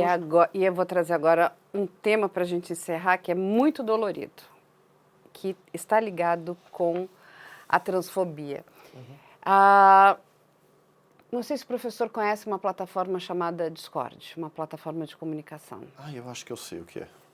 Então, é uma plataforma onde os jovens, ela é muito utilizada pelos jovens, principalmente nesse universo dos jovens que jogam games. Mas hoje ela é uma plataforma que está amplamente sendo usada por muitas pessoas, empresas, enfim. Mas o que acontece? Nós estamos aqui, né, trabalhando num caso e o que chegou é muito triste. Porque o que acontece? Esses jovens que querem fazer a transição de gênero, e a gente está falando de pessoas muito jovens, eu estou falando aí de pessoas que têm 14, 15, 16 anos, principalmente depois que saiu da pandemia, que já tinham problemas de uma convivência social, hoje ainda tem um problema de uma fobia social. Então eles vão para dentro desse universo digital porque eles entendem que ali eles vão ser aceitos. O que está acontecendo dentro dessas plataformas, inclusive é um caso que a gente está tratando aqui. Grupos, né, grupos de agressores, quando descobrem que essas pessoas querem fazer a transição de gênero, pedem para essas pessoas se mutilarem, sejam homens ou mulheres. Ou seja, então, se é um homem que quer fazer a transição de gênero para se tornar uma mulher, que ele vá praticar a emasculação. Se é uma mulher que quer se transformar, né, fazer a transição para um homem, que ela mutile os seus seios. Professor, é uma quantidade absurda de imagens, essas imagens são muito tristes. Assim, o que essas pessoas passam tem uma tortura ali, são grupos de pessoas, eles são levados para essas salas virtuais, é feito ali uma humilhação. Muitas pessoas são colocadas, elas são expostas, né? Elas têm que ficar nuas, porque quando esses grupos descobrem, e muitos, enfim, ainda desses, enfim, adolescentes, meninos e meninas, ainda não contaram ali para sua, vamos dizer, para o seu entorno social. Então, eu vou te expor, eu vou acabar com a sua vida e você vai começar a fazer aquilo que eu quero que você faça. O nível de tortura, tem muitas torturas. Não é só em cima desse grupo, mas especificamente em cima desse grupo é cruel demais. Uhum. E eu sei porque, assim, a gente acabou, né? Eu brinco porque eu virei a velha do Discord, né? Eles me detestam, os agressores. Porque... Melhor pessoa. Não, porque eu falei assim, não tem problema, porque a gente vai expor esses agressores, né? A gente tem feito um trabalho muito grande, inclusive com a autoridade policial, para que eles sejam descobertos, isso venha. Mas tem esse grupo que está em profundo sofrimento. E eu sei que você faz um trabalho muito grande. Então... assim, e você é um homem adulto, é um homem do direito, e essas pessoas precisam de algum tipo de acolhimento. Não, obrigado. Eu confesso que essa situação que você está me relatando eu ainda não tinha ouvido falar. Acho que o Discord, não sei se é o que eu estou pensando ou não, mas enfim, acho que eu vou ser o outro velho do Discord, né? Quer dizer, então, vamos nos opor a isso. Mas assim, tem algumas coisas importantes, né? Quer dizer, primeiro, a criança LGBTI existe. A criança trans existe, o Conselho Federal de Medicina reconhece a existência da criança trans, na resolução 2265 de 2019, vou falar dela. Mas eu sempre falo assim, da mesma forma que a gente acha normal meninos e meninas, criança. No Brasil, criança é menor de 12 anos, adolescente é 12 a 18. Sabe que para tratado internacional é todo mundo criança, então, mas no Brasil, criança com pessoa menor de 12 anos, a gente acha normal um menino andar de mão dada com uma menina, dar beijinho no rosto, né? Quer dizer, puxar o cabelo de quem você gosta, o famoso amor quarta série, né? A gente brinca. Então, assim, no afeto lúdico, eu disse lúdico e não sexual. Eu falo assim, toda fala, quem me deturpar falar que eu estou sexualizando criança, eu vou processar. Fica à vontade. Então, nesse afeto lúdico, tem meninos que querem ter afeto lúdico com outros meninos e meninas com meninas. É a criança LGB. E tem a criança que se identifica com outro gênero, que por ter nascido com um pênis a gente entende, chamou de menino, mas se entende como menina. E vice-versa, nasceu com a vagina, se entende, a gente chamou de menina, ele se entende como menino, que é a criança trans. A criança não tem essa terminologia, mas é um fato. Uma ação, você falou de educação, né, capacitação, sensibilização, falei, a educação no longo prazo é a medida para combater a homotransfobia, a negrofobia, o capacitismo, né, os racismos em geral, todas as opressões em geral.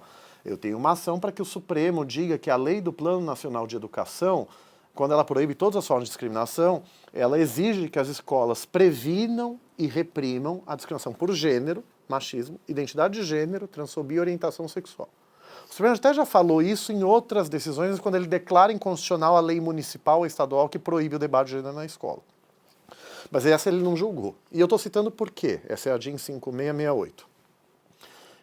Eu juntei um estudo da BGLT, Ação Brasileira LGBTI+, em que pessoas LGBT adultas relataram que nas escolas já se entendiam como LGBT e sofriam homotransfobia. E ao invés da escola, professora acolher elas, não reprimia elas, a criança LGBT. Então, sempre você vai falar que, você que discorda, né? A pessoa vai falar que eu, quando digo que eu sei que eu sou gay, que eu gosto de meninos desde os 7 anos e com 13 me aceitei pra mim mesmo. Você vai falar que eu tô mentindo e que todas essas pessoas estão mentindo? Muito prazer dando moral. Então, quer dizer, é um fato objetivo. E me perdoe a longa introdução, mas as pessoas que são homotransfóbicas ou que não aceitam a LGBT por qualquer motivo, elas acreditam ideologicamente na tese da opção sexual. Porque elas acreditam que você nasce cis-hétero e em dado momento da vida você faria uma escolha por uma identidade LGBTI. Eu sempre ironizo, deve ser um milagre de Cher, a deusa no hit, né? Isso não existe, isso é uma ironia. Então a gente se descobre cis-hétero ou LGBTI, como eu falei. Mas então, quer dizer, por isso que tem essa dificuldade de aceitar a criança LGBTI e a criança trans. E não é que o menino, a pessoa que a gente entende como menino, quer vestir uma roupa rosa ou uma boneca, a gente vai falar que é gay ou que é trans. Não. Em São Paulo, a gente tem o núcleo de identidade de gênero do Hospital das Clínicas, que eu nunca lembro o nome, o Saulo Ciasca, que está lá, o Alexandre, que sempre foge o nome dele, né, vão me perdoar, que eu conheço. Chegam lá os pais achando, olha, meu filho brincou com uma boneca, meu filho então é gay, é trans, enfim, porque o pai e a mãe têm esse estereótipo de gênero, de bela recatada e do lar, de menino usa azul e menina rosa, que são... exato. Eu nem tinha reparado, adorei, eu não tinha reparado a afronte. De propósito. E eu adoro rosa Maltosa, também. né? Eu adoro vermelho, não pelo governo, mas porque é a cor do amor também. Mas adoro camisa rosa. Fica bem, né? Dá uma levantada na cor do rosto. Pois é, mas então, quer dizer, essa é toda a dificuldade de você achar que criança já é LGBTI+. Mas é um fato objetivo. Você discorda, você não sabia? Que bom, é só você ver a realidade da vida. Antes de responder a sua pergunta, deixa eu falar outra coisa. Essa história de ideologia de gênero, que é uma expressão que inventaram.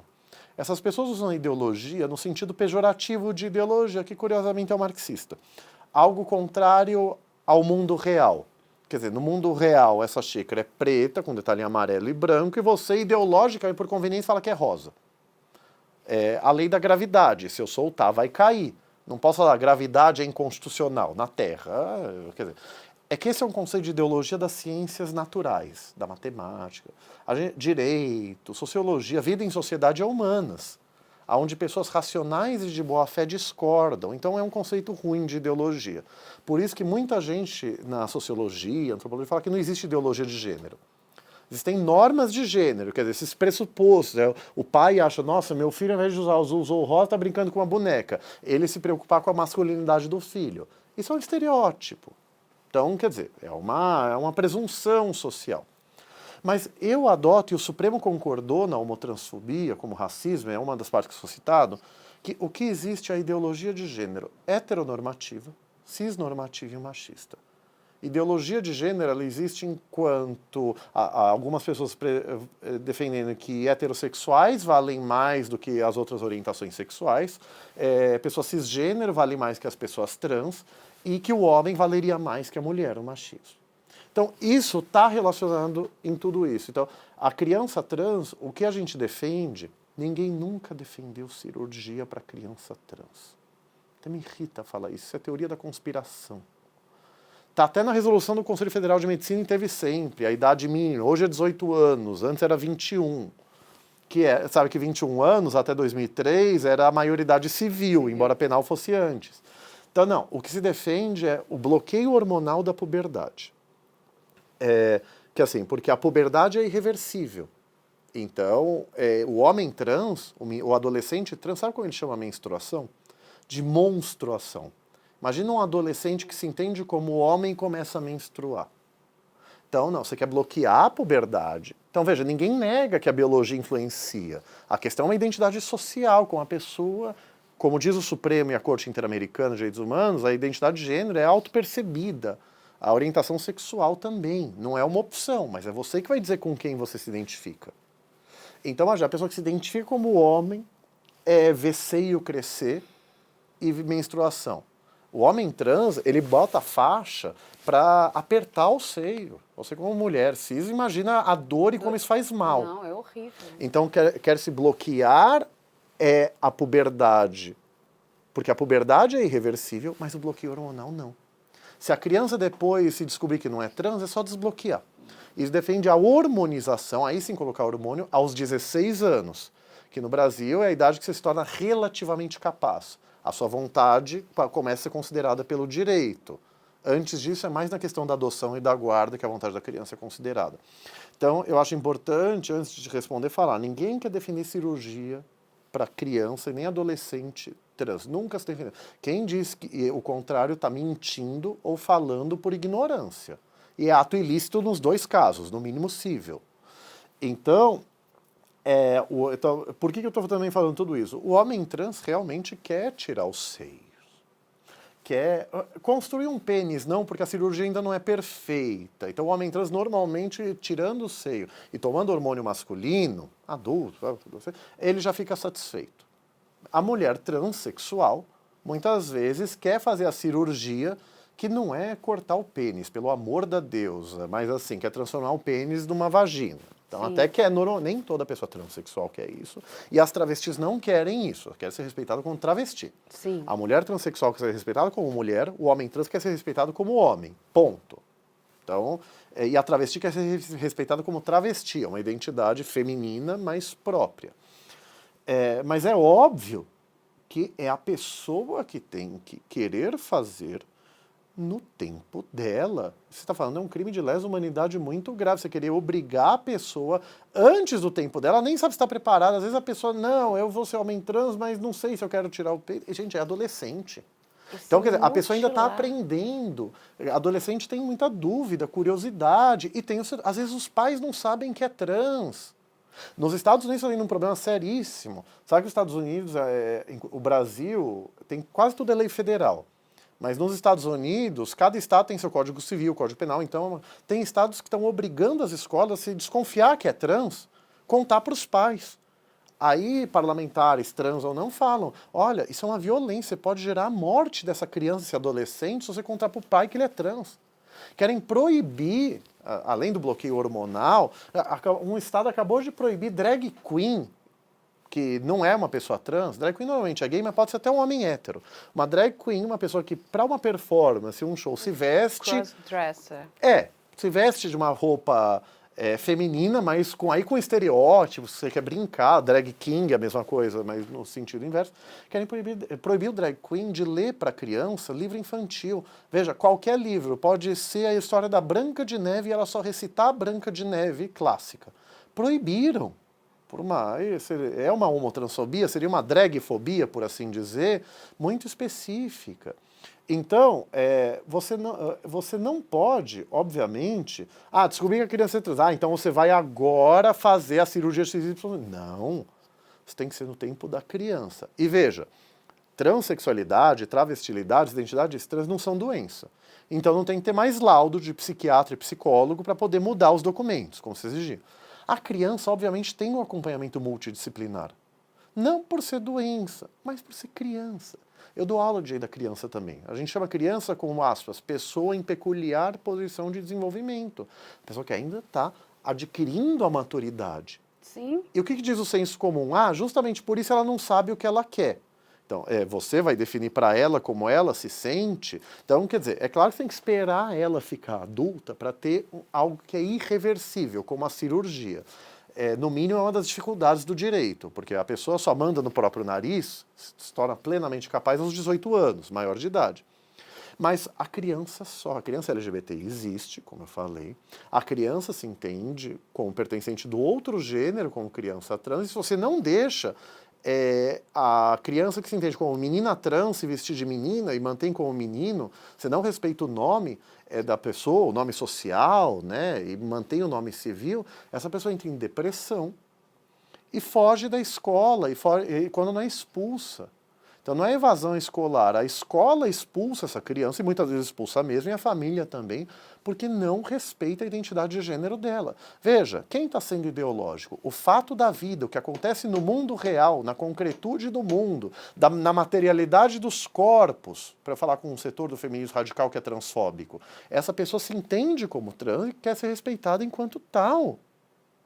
Então, assim, mas você tem que esperar. Então, só para terminar, desculpa que eu sei que é longo, o bloqueio hormonal e tanto a hormonização são reversíveis. Você tem esse acompanhamento multidisciplinar, é teoria da conspiração dizer que no Brasil, principalmente, e na generalidade do mundo, pode ter erro aqui e ali, mas é algo feito com cuidado, não é irresponsável como pessoas que discordam querem fazer crer. Se a pessoa mudar de ideia, ela pode, é só parar de bloquear o hormônio, e se hormonizou, é só hormonizar de volta e volta ao normal. A puberdade é irreversível. A mulher trans tomando hormônios femininos, o homem trans masculino, tem que tomar em tanta quantidade que aumenta o risco de câncer.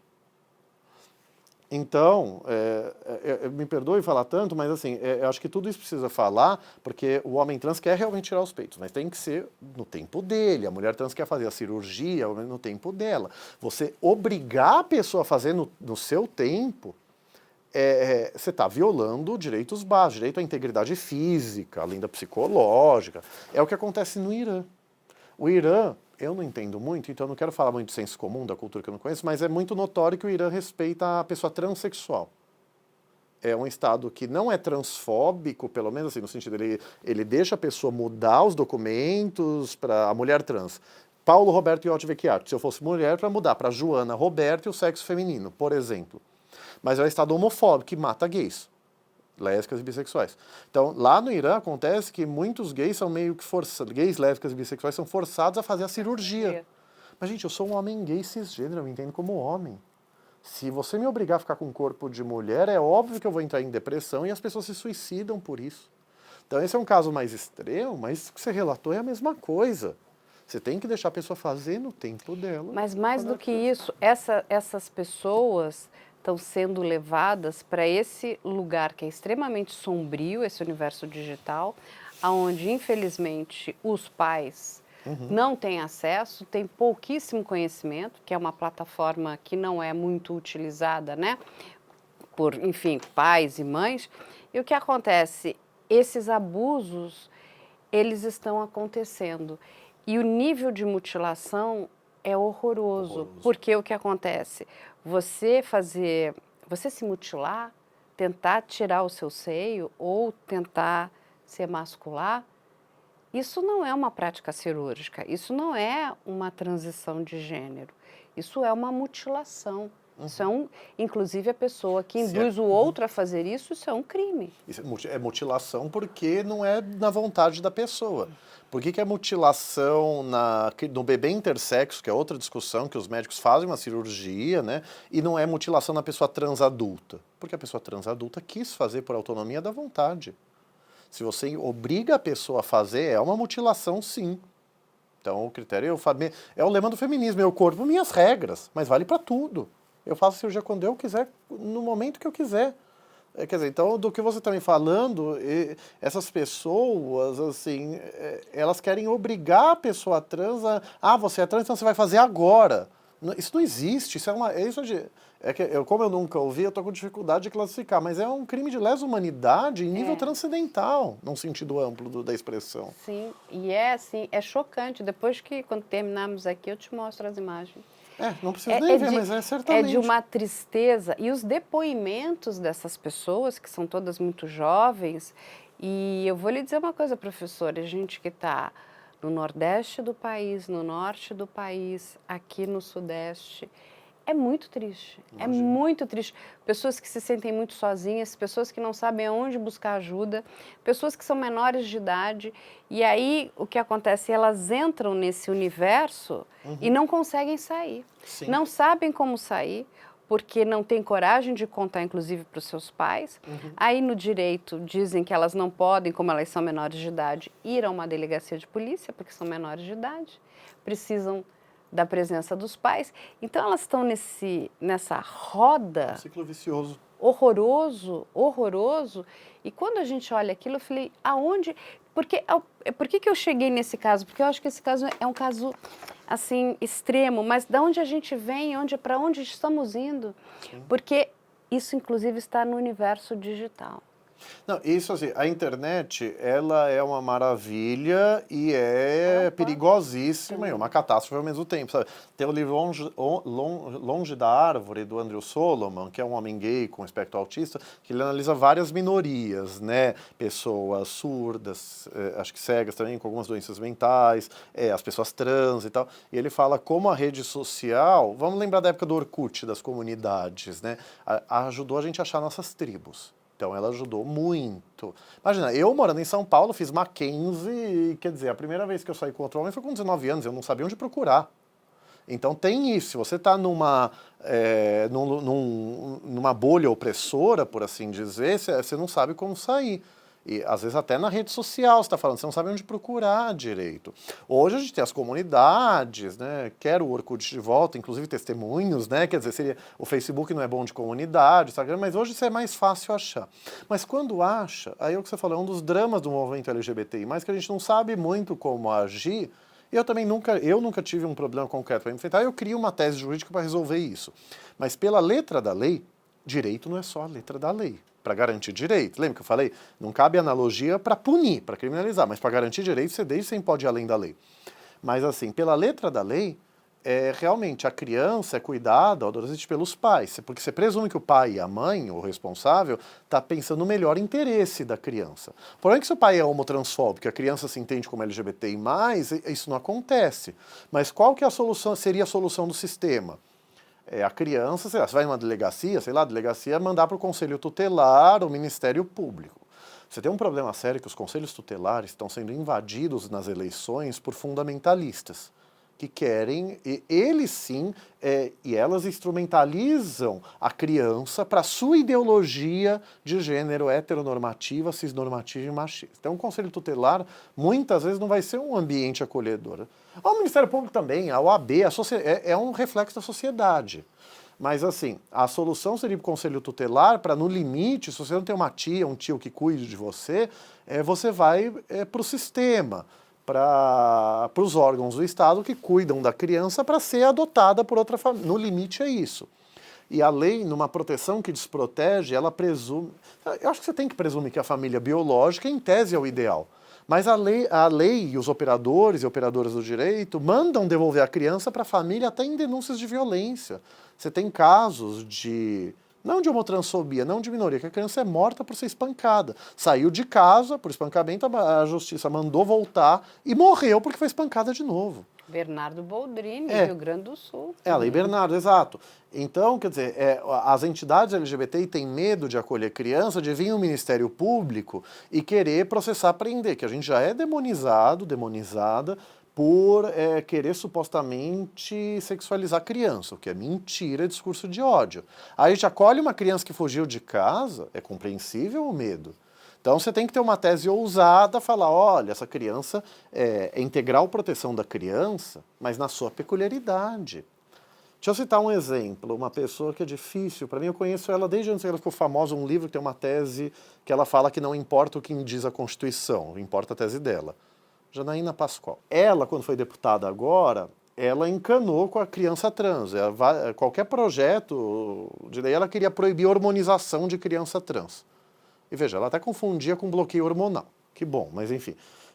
Porque você proíbe um, você não proibiu o outro. Ela foi no Hospital das Clínicas. Conheceu as mães pela diversidade, que são mães de pessoas LGBTI que lutam pelos seus filhos, mesmo sendo cis hétero. Aí ela falou para ela, né? Aí ela tem um tweet, viva a internet, né? Quer dizer, eu printo tudo, eu guardo tudo. Ela falou, vou parafrasear, são 2 tweets, ela falou alguma coisa assim, para mim não existe criança hétero, gay, trans, existe criança e tem que ser protegida. É um senso comum. E aqui eu me esforço para presumir a boa-fé da Janaína Pascoal, até porque é uma ignorância do senso comum. E eu que tanto mando as pessoas estudarem direito, a boa-fé se presume. Você não pode presumir a má-fé. Exatamente. Mas se você trata a criança como um ente metafísico, o que é isso a criança? Você vai tratar ela como criança branca, cisgênero, heterossexual, sem deficiência, vai fechar os olhos que existe a criança LGBT. Então, com todo respeito, agora ex-deputada e professora da USP, a tese dela é ignorante. Deveria ser, se fosse um processo judicial, seria inépcia, né? Que inépcia não é advocatícia, mas inépcia no tema que ela está comentando. E ela não pode discordar disso, é fato da vida. Você discordar que a criança trans existe é uma ideologia de gênero sua. Não, e essas crianças estão sendo massacradas, assim. E são massacradas. Então, fogem da escola. A criança trans é essa questão que a gente falou, acho que no bastidor, que as pessoas trans são jogadas à prostituição. Porque imagina, eu sou um homem gay, mas assim, e a gente tem casos, teve um caso que foi do Rio de Janeiro, de um menino, que eu nem sei se era gay, que tá lavando louça, o pai espancou tanto para ver se, aspas, virava homem, fechasse e matou o filho. Então você tem famílias que matam, acho que você citou um caso, né? Um filme famoso da Sigourney Weaver é Orações para Bob, a mãe não bateu, né? Mas enfim, o filho morreu acho que se suicidou pela depressão que a homofobia social causava contra ele. Então acontece com crianças LGBT também. Mas com a criança trans é algo mais incisivo, porque assim, eu sou formado em Direito, sou doutor em Direito, sou professor, as pessoas trans não conseguem chegar na faculdade, quando pessoas gays, lésbicas e bissexuais conseguem. Então a criança trans foge de casa, é expulsa de casa quando é adolescente e tal, e é relegada à prostituição. A prostituição é a mensagem da sociedade que seria o único destino para a pessoa trans. Aí a criança trans, o adolescente trans, tem que recorrer a uma cafetina, muitas vezes uma pessoa que coordena, né, os serviços sexuais de outros, vamos colocar assim, coloca silicone industrial, que é algo ruim, que se o silicone industrial vaza, a pessoa trans morre, senão é uma dor física deformadora, para dizer o mínimo. Eu não domino muito esse tema, me perdoe, o ativismo trans eu não estiver falando com tanta precisão, mas é isso. Então veja, o que a transfobia faz. A criança trans existe, tanto na materialidade do corpo, aquele corpo objetivo dela, ela entende que não inibe a sua identidade de gênero, e ela quer ser respeitada quanto tal. Se você não respeita, muitas vezes a criança é expulsa de casa, foge de casa ou morre. Tem exceções. Nossa querida e minha amiga Márcia Rocha, advogada travesti com muito orgulho, que é rica, Márcia, poderosa, eu brinco, luxo e poder, ela tem 4 empresas e tal. Ela fala que ela sabia trans desde pelo menos adolescente, como travesti. Mas ela fala, se eu me assumisse travesti na adolescência, eu não teria o que eu tenho hoje, que ela teria sido expulsa de casa, no mínimo. Então ela é uma exceção que mesmo conseguindo reprimir a sua identidade de gênero, conseguiu ter uma vivência familiar, fazer uma faculdade de Direito. A Márcia, quem fez a OAB de São Paulo, pedir para o Conselho Federal da OAB respeitar o nome social das pessoas trans na carteira de advogado e advogada, antes do Supremo, em 2018, permitir a mudança dos documentos. E veja, a Márcia é travesti, ela não quer mudar o nome. Ela deixa o nome masculino dela e deixa Márcia Rocha embaixo. Ela não se incomoda com isso, então ok. A maioria das pessoas trans quer mudar o nome e chama o nome antigo de nome morto. É dano moral e, para mim, é crime de racismo transfóbico a lei praticar a discriminação por raça, você não respeitar o nome social da pessoa trans. Vamos supor, eu estou aqui com uma aparência que eu acho que é masculina, e quem discordar é o problema da pessoa. Vamos supor que eu fosse um homem trans e não tivesse mudado o documento. Meu nome tivesse Joana Lélia, Joana da Silva. E Paulo Roberto. Você ficar me chamando de Joana, você ficar chamando a pessoa trans no nome incompatível com a identidade de gênero, causa angústia, causa constrangimento. Sim, depressão. Tem uma questão de saúde mental, professor, muito grande, que a gente desqualifica. Mas, assim, o sofrimento dessas pessoas, né, desses adolescentes, é muito grande. Sim. Assim, a perversidade de um determinado grupo, porque, infelizmente, eles acabam sendo levados, eu chamo do pântano da internet, e não conseguem sair, porque não entendem quais são os gatilhos, né? Então, a gente dizer que nem um professor, o Lenin Streck, que fala como é que é a neocaverna de Platão, o WhatsApp, né? O pântano do WhatsApp também, atualmente, das outras redes. Exatamente, o Telegram, né? O Twitter, essas coisas todas. Então, o que a gente faz é sempre tentar, de alguma forma, levar informação, ajudar, proteger essas pessoas, inclusive, né? Temos aí feito um trabalho bastante grande de denúncia, de tentar levar para ONGs, institutos que acolham essas pessoas, que consigam ajudar essas pessoas de alguma forma, né? O nosso trabalho é um trabalho mais de informação, de imprensa, de tentar falar, olha, você não está sozinho. Sim. Entende? Você não está sozinha. A gente está aqui com você e a gente vai te ajudar, porque as histórias são todas muito tristes. E eu sempre digo, nós estamos falando de seres humanos. Sim. Além de qualquer coisa, são seres humanos e que precisam... quando você não sente empatia por essa pessoa que está sofrendo, eu acho que tudo acabou, né?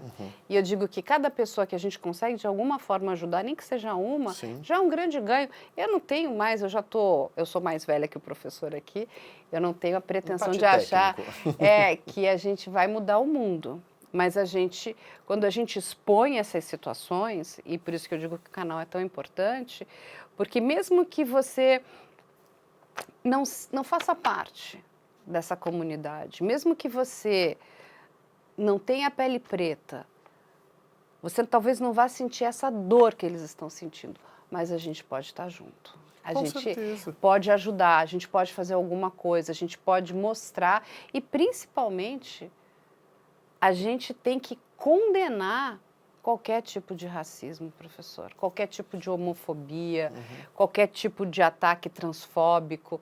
Assim, não é possível. Por que isso incomoda tanto? Eu nunca vou entender. Me permita dizer que eu entendo, principalmente mulher hétero, aliada de pessoas gays, bissexuais e tal, que fala que não entende como tem homofobia no século XXI ainda. É óbvio que eu sempre entendi a boa vontade, mas sabe quando eu entendi plenamente essa fala? Quando num caso, acho que no começo da década passada, segunda década do século XXI, veio um caso de racismo negrofóbico, e eu pensei a mesma coisa, não acredito que ainda existe racismo contra negros em pleno século XXI, mas é um pouco do juridiquês, porque o racismo contra negros já era considerado crime, já era considerado politicamente correto há muito tempo. A homotransfobia é considerada crime há poucos anos pelo Supremo, por uma interpretação correta da lei, a meu ver, não legislou, não fez analogia, me permita dizer sempre, mas assim... ter sido por decisão judicial é o menor dos problemas. Então, muita gente ainda acha politicamente correto, ou não acha ser homotransfóbico, ou não acha a homotransfobia tão grave quanto a negrofobia, o racismo contra negros. Então, é uma coisa que, quando a gente saindo da nossa bolha, a gente percebe. E é o que você falou, não preciso ser negro para lutar em favor das pessoas negras. O movimento negro fala isso, não basta não ser racista, tem que ser antirracista. Exatamente. Então, quer dizer, é a mesma coisa. Homotransfobia, racismo ou não, é a mesma coisa. Não basta não ser homotransfóbico, tem que ser anti-homotransfobia. Então, é óbvio que você não vai, a pessoa branca, querer falar se é a principal pessoa falando num evento de pessoas negras, pessoas cis-héteros sobre pessoas LGBTI+.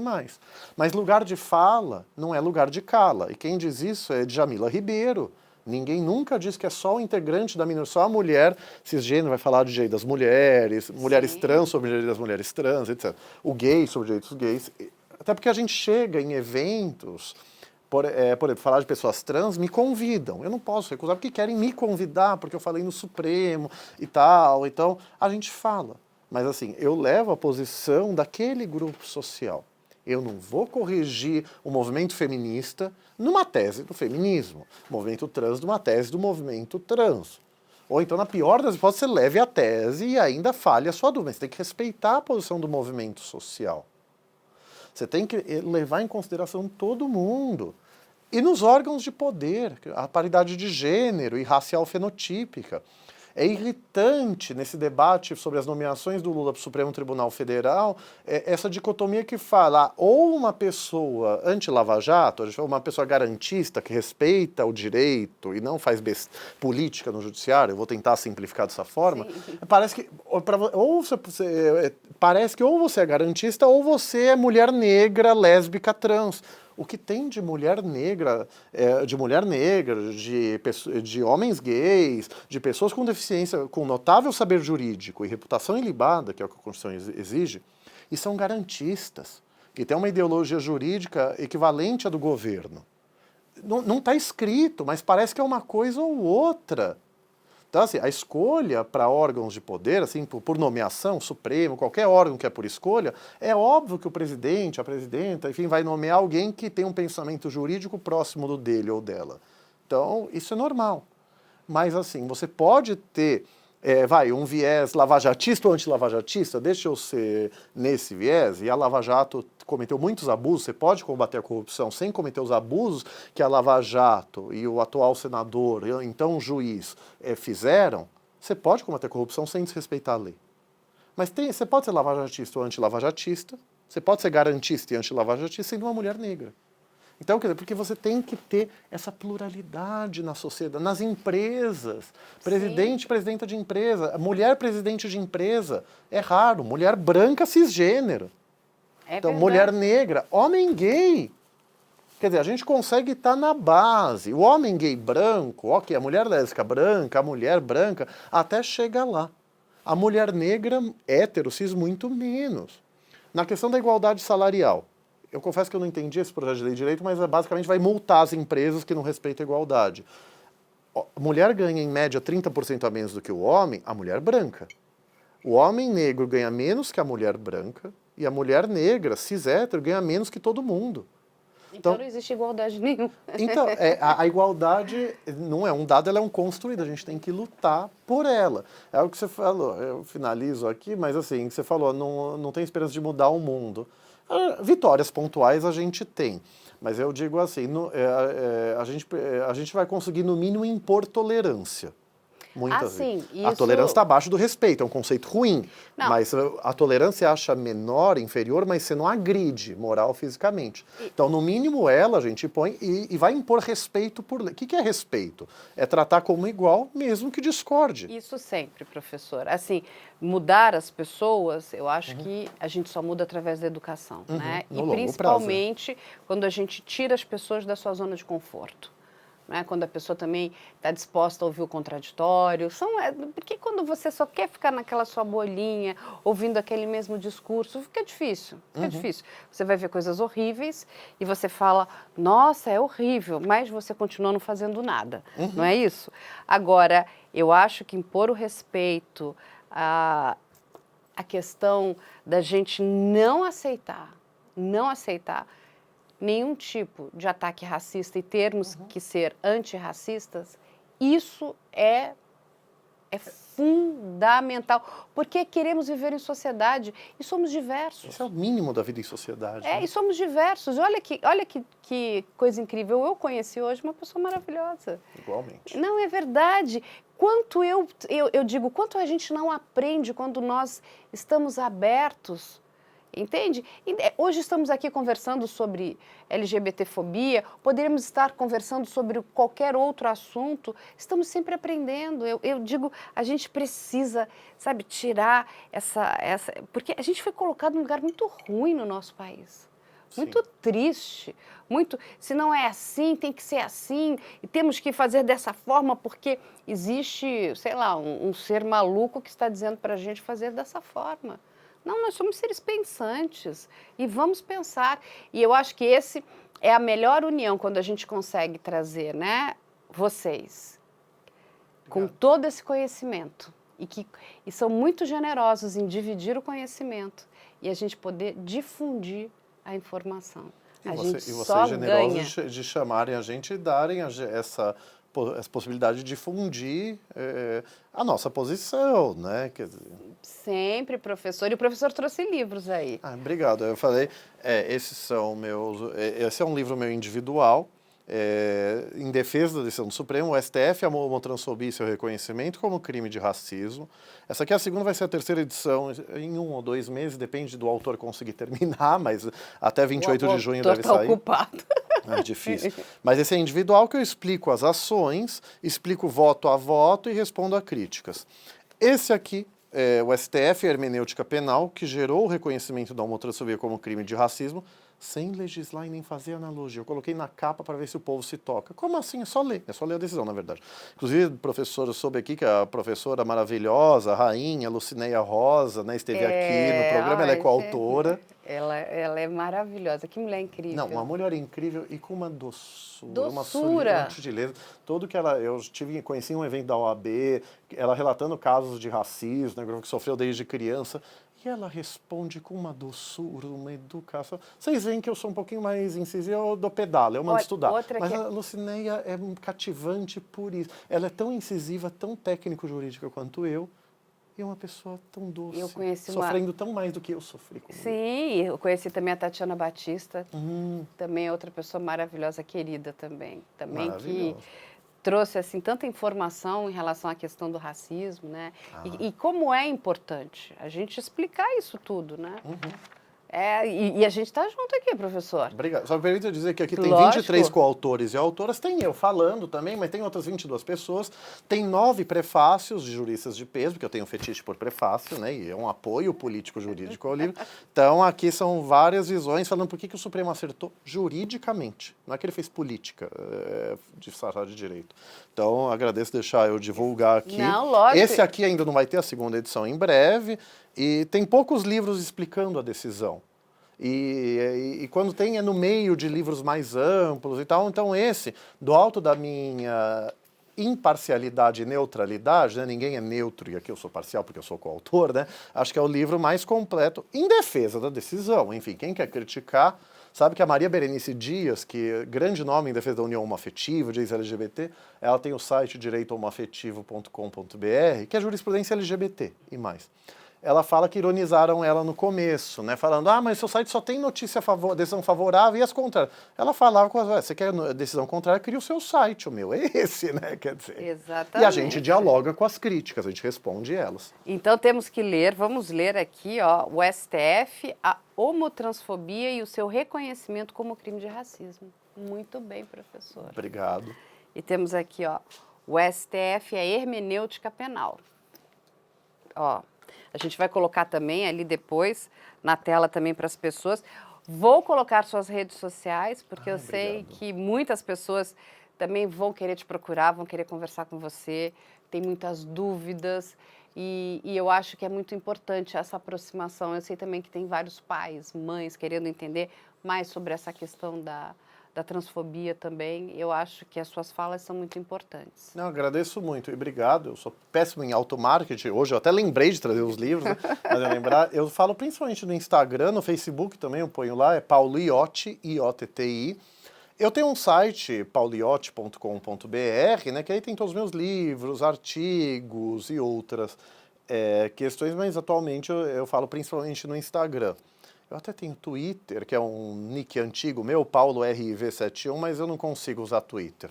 É uma das redes mais tóxicas, isso é notório, mas assim, eu tô no Twitter, mas assim, eu tô principalmente no Instagram, no Paulo IOTTI. E lá tá marcado, né, acho que a segunda postagem marcada, isso pra vocês lembrar, eu tenho um curso online, curso de Direito da Diversidade Sexual e de Gênero, que era um curso que eu fazia de segunda a sábado, 3 horas por dia.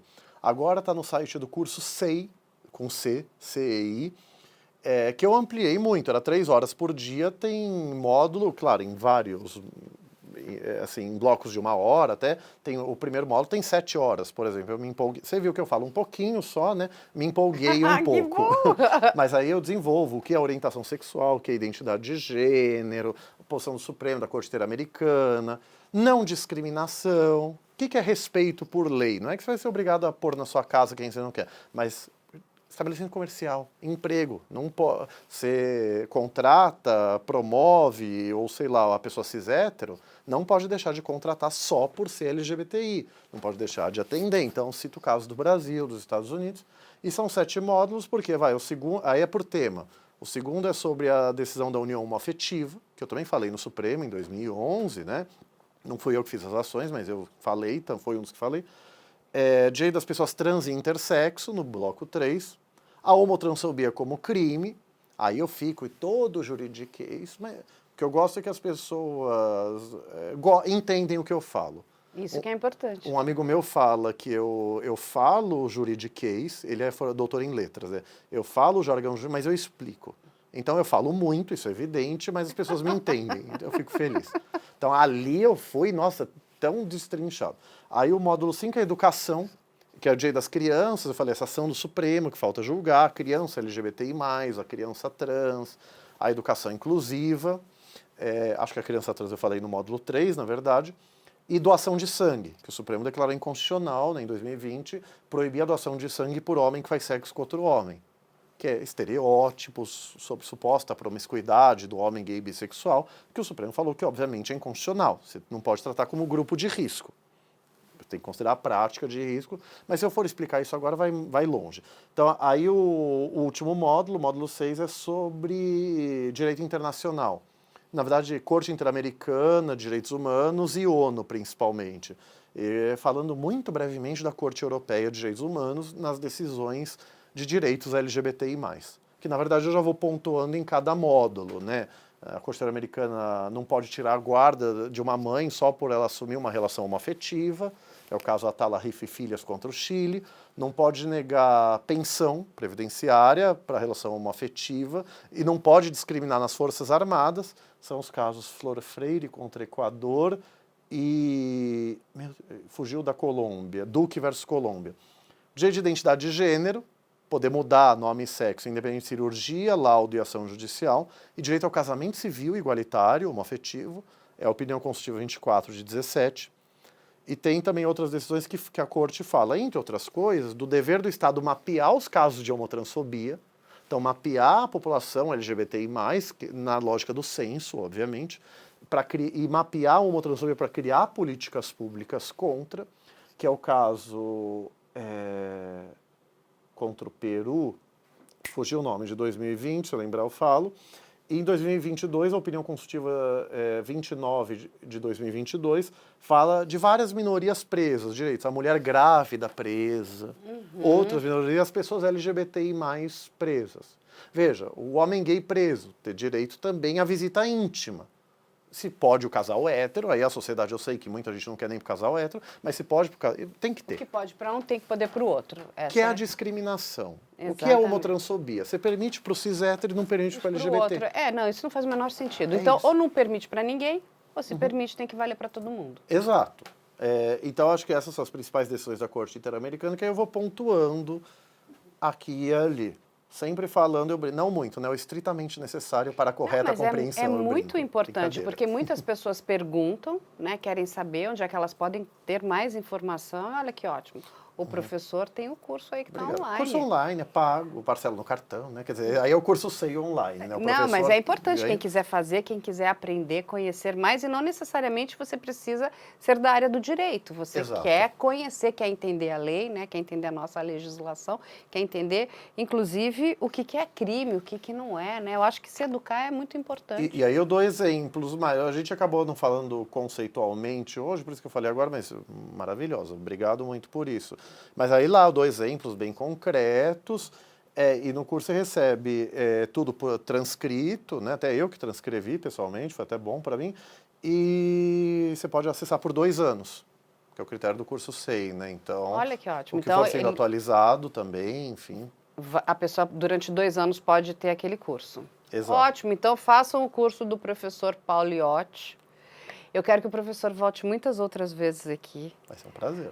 Não é? Porque assim, nós temos muitos casos muito importantes e eu vou querer que você volte até para a gente ter o seu ponto de vista. Porque, vou gostar muito. principalmente nessas questões aqui de crime contra a comunidade LGBTQIA+, é isso, professor? A sigla é uma são critérios, né? Mas é a sigla. Eu falo LGBTI+, mas essa sua é a mais hegemônica. LGBTQIA+, porque quando a gente não coloca, as pessoas ficam chateadas, falam, poxa, você não colocou a sigla toda, as questões de racismo também. Me permite dizer, eu sempre brinco, daí falo, o mais, a ideia foi a sigla não ficar infinita, né? Porque senão você é a sigla alfabeto, então, não é, professor? porque o mais, a ideia é outras pessoas, outras minorias sexuais e de gênero. São outras pessoas que não são cis-hétero, mas também não se identificam com aquela identidade.